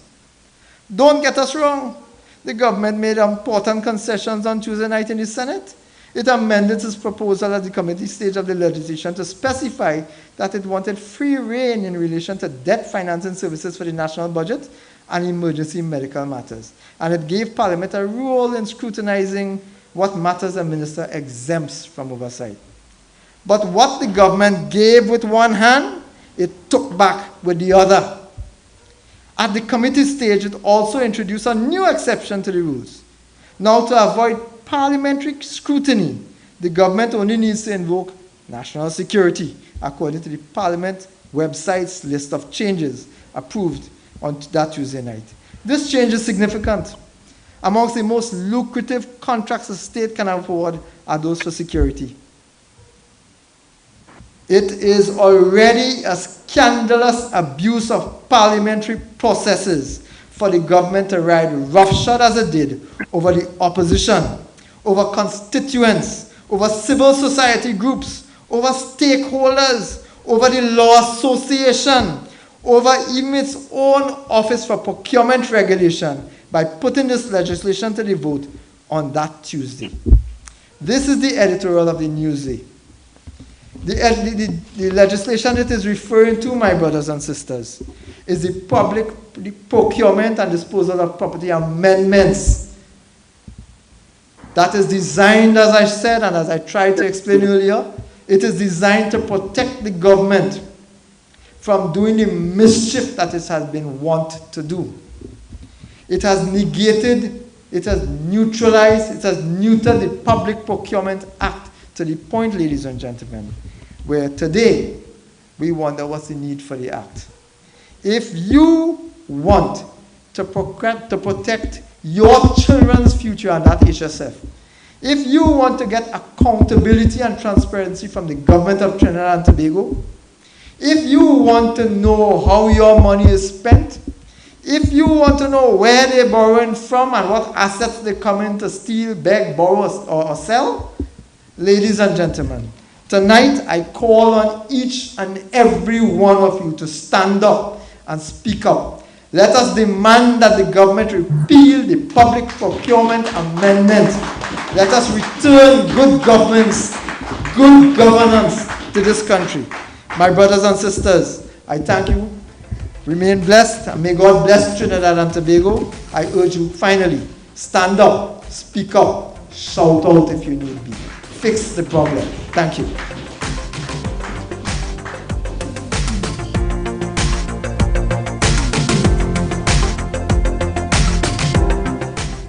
I join MP Tanku in asking Imbert where the money gone. Our next speaker is a founding member of the party, former Speaker of the House, leader of the opposition business in the Senate, a dynamic speaker, one who fights for us in the Senate, Senator Wade Mark. Thank you. Thank you. Are you hearing me? Hello? Yes. You are hearing me? Yes. Yes, well, thank you so very much, Kenya. And I would like to thank all the earlier speakers for their excellent presentation. The Honorable Kamla Prasad Bisesa, our political leader, my colleagues who have spoken thus far, Brother Rajbal, Dr. Kirk Megu, Brother Ravi Ratiram, MP for Couva North, Brother Dave Tanku, our distinguished chairman and MP for Oropuch West, all our councillors who are present in the audience, my brothers and sisters all, and our viewership, the members of the public who are viewing this very important discussion, conversation on why there is an urgent need to repeal the public procurement and public disposal or disposal rather of public property act. That is the for indicate my apologies for not being there with you live in audience, but we had a very late sitting last evening and then a very tough day today. So I asked that I come virtual this evening. So my apologies for not being there with you.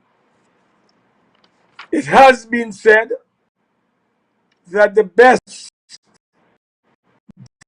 disinfectant is the sunshine of transparency.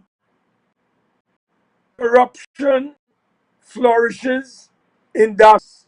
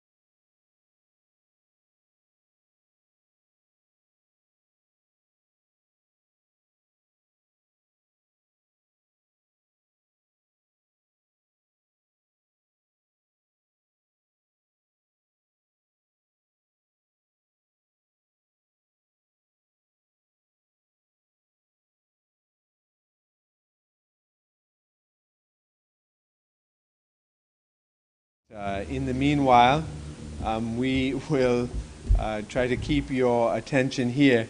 And I mean, the issues raised by our speakers are so important. And let me explain the process of this. You see,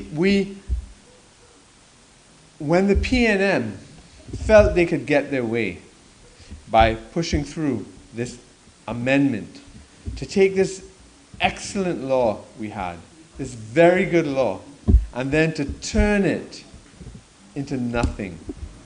And they felt they won, right? Just like they normally do. We are now showing them it's not over. What we are going to do is rally the citizens.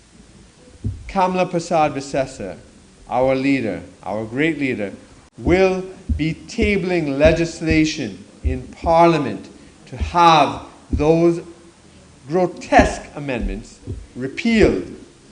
And she's going to do so with the backing of all of us, of her supporters, signing the signatures, signing the petition, telling the government that we want this repealed. So you will be seeing your councillors, your MPs, going around the country, meeting people, telling you to sign this legislation. telling you to sign this petition for the legislation. And we urge you, let us sign this. Let us show 20,000, 30,000, 40,000, 100,000 of us to tell this government no.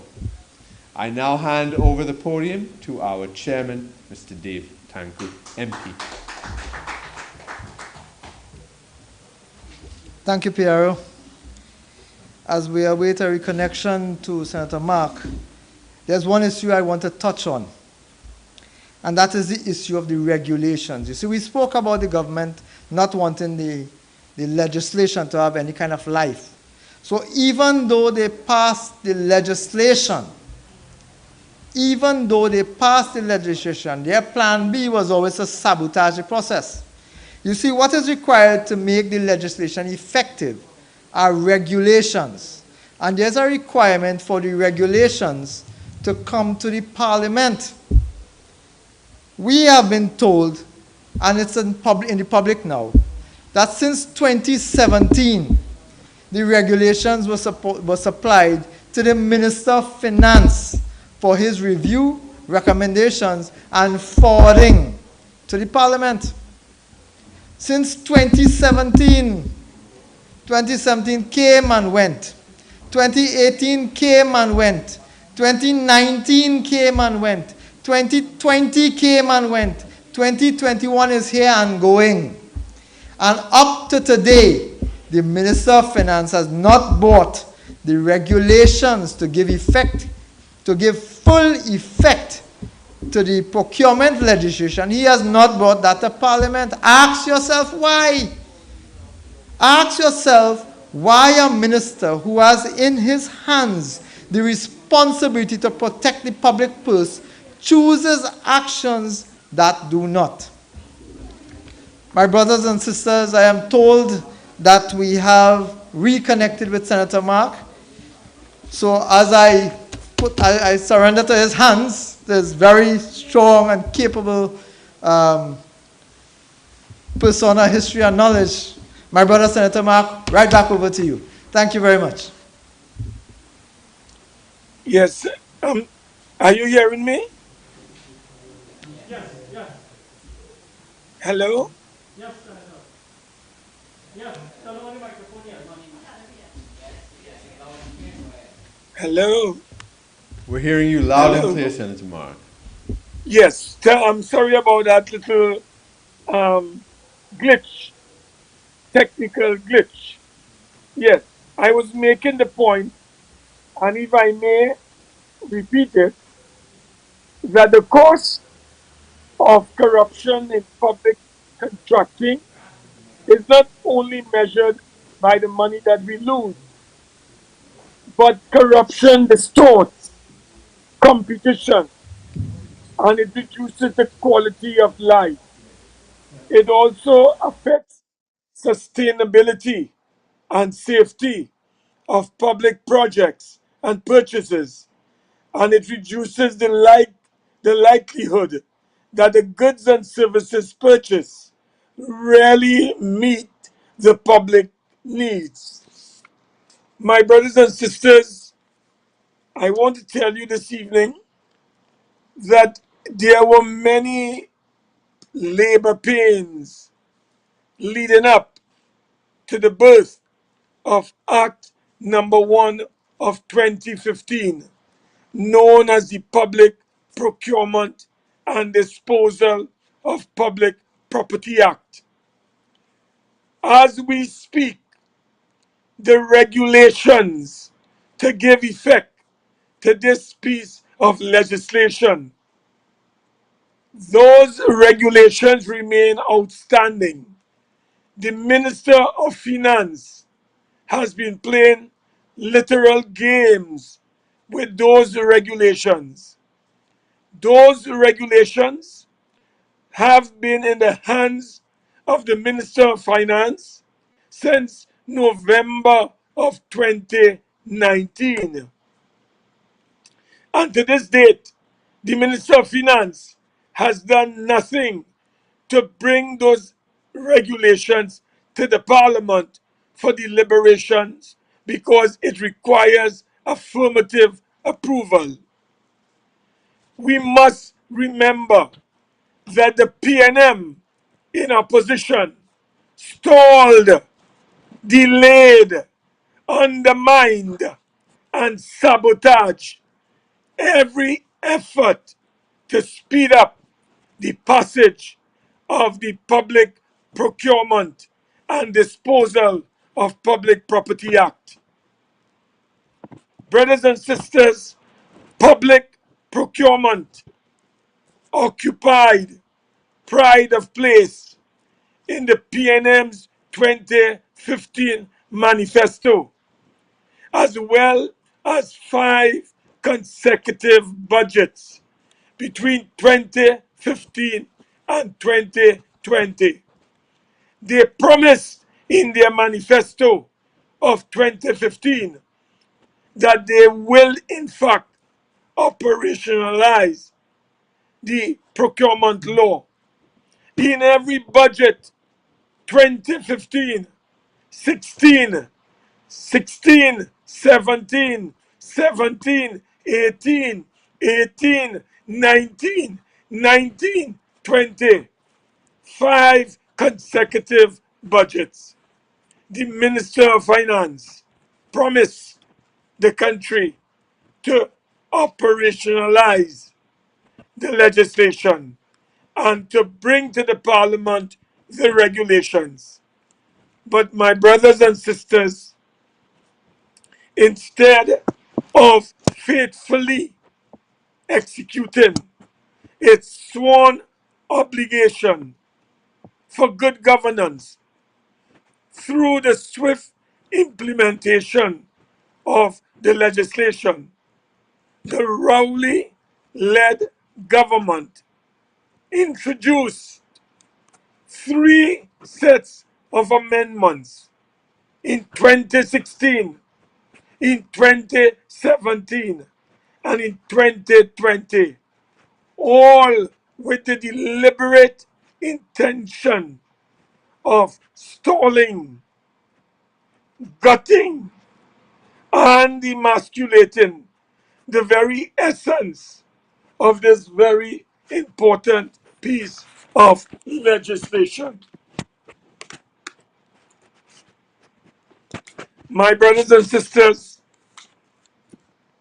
what I call its final funeral rites, the government took this most historic document and through Act number 17 of 2020, they finally eliminated the independent oversight role of the Office of Procurement Regulation by gutting Section 7 of Act number 1 of 2015, and in the process rendering it fundamentally useless and farcical.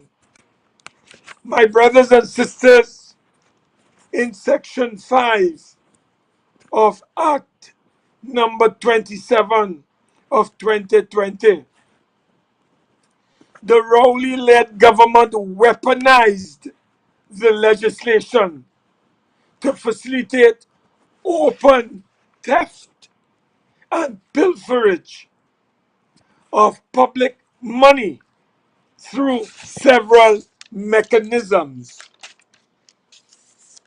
The cabinet has now assumed the responsibility without any independent oversight for the 4 stages of the procurement process.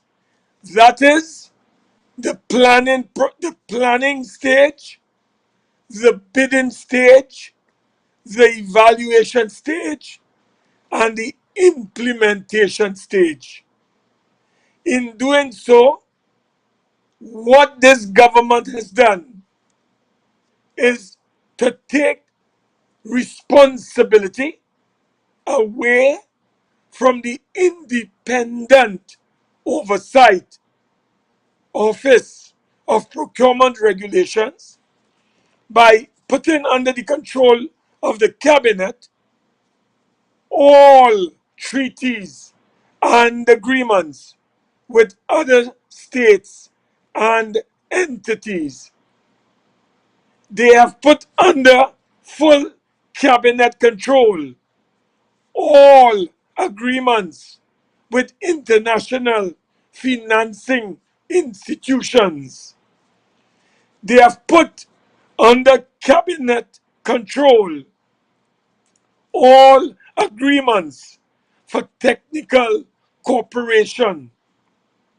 They have put under Cabinet control all financial, legal, audit and accounting, medical, and other services as determined by the Cabinet. My brothers and sisters, the Cabinet has arrogated unto itself the issuing of all public-private partnership agreements. In a word, what the Rowley-led kleptocratic administration has done is to legalize thief-free, banditry, and naked corruption in our nation. This is an abomination to our nation. We must never forget that the Rowley-led government spends some $35 billion annually on the acquisition of goods, services, and other works. That means that over the last 5 years, this Rowley-led government has spent without any independent oversight over $170 billion. Let me repeat, without any oversight by any independent agency, the Rowley government has spent over $170 billion without a scintilla of effective accountability, transparency, integrity, and value for money. My brothers and sisters, no country worth its name can continue to permit such a scandalous injustice to their economy and democracy. Our democracy, the guardrails of our democracy, are now being profoundly weakened by this onslaught administered and executed by this reckless, irresponsible, and kleptocratic P&M administration. We therefore need urgent intervention. We need powerful resistance. We need organized action to cage this wild beast which has been let loose on the people over the last 6 years. Therefore, the United National Congress demand not only the swift repeal of Act number 17 of 2020, but the unconditional laying of all the regulations necessary to give effect to this piece of legislation. It is against this background that our party fully support our leader attempt and commitment and initiative to bring to the parliament a private bill. The private bill that our leader is seeking to introduce in the parliament is to ensure that we repeal through that bill all the offensive, obnoxious sections contained in Act number 5 of 2016, Act number 3 of 2017, and Act number 27 of 2020. By repealing those pieces of legislation, we will revert to the pristine provisions contained in the original Act number 1 of 2015. My brothers and sisters, may I remind you this evening that when the government decided to remove oversight responsibility from the Independent Office of Procurement Regulation, what the government essentially achieved was the following.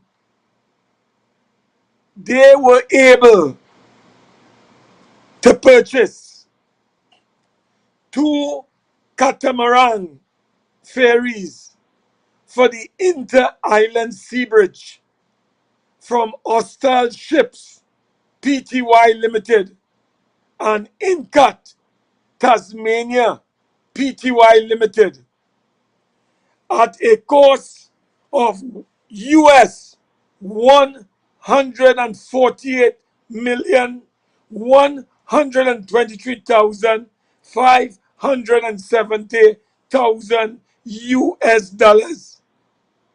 When we convert that to TT dollars, we are talking about 1,700,240 dollars. That is the amount of money that the PNM was able to spend on these 2 ferries, the APT James and the Boku Reef, without any transparency, without any accountability, without any integrity, without any supervision. It was the cabinet led by Dr. Keith Christopher Rowley that awarded through a so-called evaluation committee, through an enterprise called NITCO, but with cabinet approval, the spending of close to 1 billion TT dollars. Brothers and sisters, that is a scandal. When we check how much monies they have spent on these vessels, there are many questions that are needed, many answers rather, that we need to get from the government. There are 2 vessels involved, as I said. One is 94 meters in length.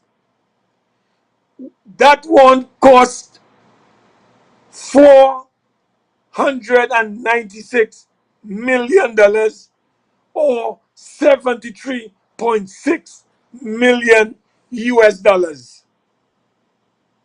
94 meters long. That is the Ostal ship. The ship built by Ostal. That is the one that is now on the sea bridge called the A.P.T. James. My brothers and sisters, the other vessel, which is known as the Boko Reef, is estimated to have cost the taxpayers $73 million, which is roughly over $500 million. These are serious matters that we have to deal with. Not to mention, my brothers and sisters, the two Cape class patrol vessels, again under national security. They were able to bypass supervision and scrutiny. They were able to bypass transparency, accountability, integrity, and honesty, and value for money. Those two Cape class patrol military vessels has cost the taxpayers over $605 million TT dollars. Mind you, based on the research that we have conducted, these same 58 meters long vessels holding about 22 crew members and being able to stay out on the seas for at least 28 days. Those two vessels were purchased by the Australian Navy via a purchase on its behalf by the Australian National Bank in 2011-2012 for the equivalent of 300 million TT dollars. I want to repeat, based on the research that we have conducted, the same two vessels that the government has claimed is costing the taxpayers $605 million has cost the Australian Navy. The boat was built by the same company, Ostal. It cost the Australian Navy the equivalent of $300 million. That means that each vessel costs $150 million. We are being told by the government, led by Dr. Christopher Rowley, that those same two vessels, same length, same specification, same number of crew that can remain on that boat for 28 days, is now costing the taxpayers $605 million. That is $300 million more than the Australian Navy paid for those two vessels.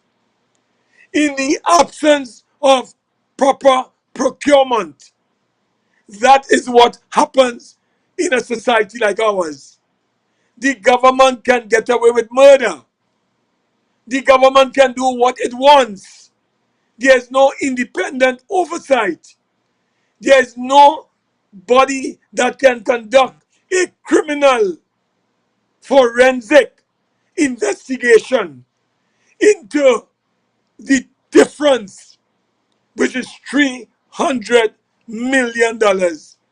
Tonight, we call on the Rowley-led administration to come clean and to explain to the nation where has this extra $300 million gone. They have not explained to the country as we speak why it has cost this country $300 million more. As Ravi said earlier, we have over or close to 50,000 children, students without laptops in this country, without any devices to follow online classes. They are being left behind. And this government has to explain $300 million that has gone missing. Where has that money gone? That is the question that we are asking. We want answers. We want answers from the government on this matter.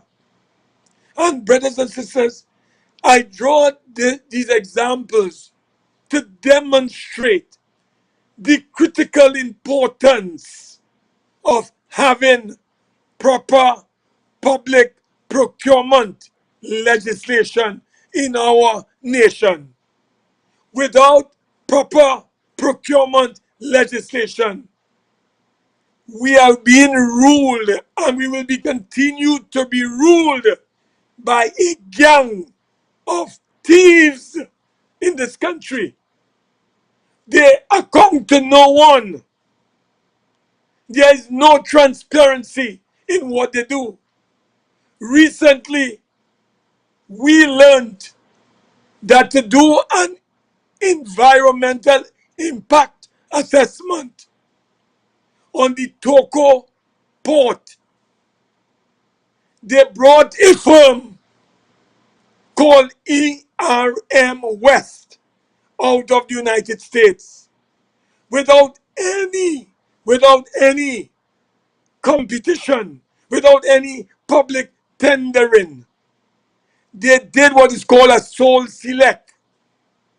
And that firm, to do an environmental impact assessment that would have cost a local firm less than $1.5 million, it cost the taxpayers $12 million.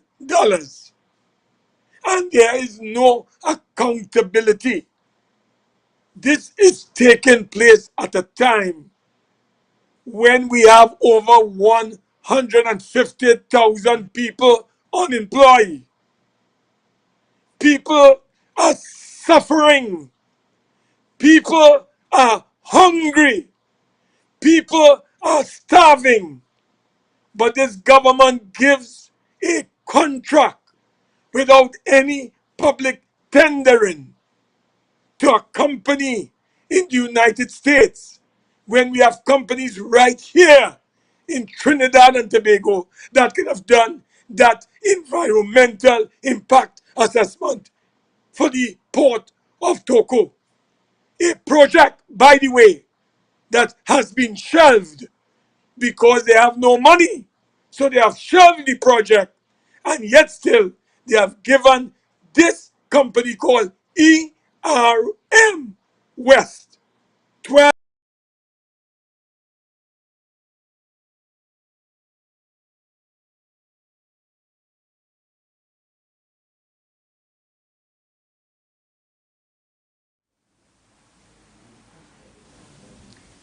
Thank you, Senator Mark. And I will ask again, where the money gone? Tonight, I would like to say thank you to all our speakers for their contributions. Special thanks to Councillor Alan Taxi Sipasad, all councillors and aldermen of the Couva Tabakit Corporation. Thank you. And I would like to remind you of our pavement report at 7 p.m. on all our UNC broadcast networks. Thank you to our viewing public. Thank you and good night.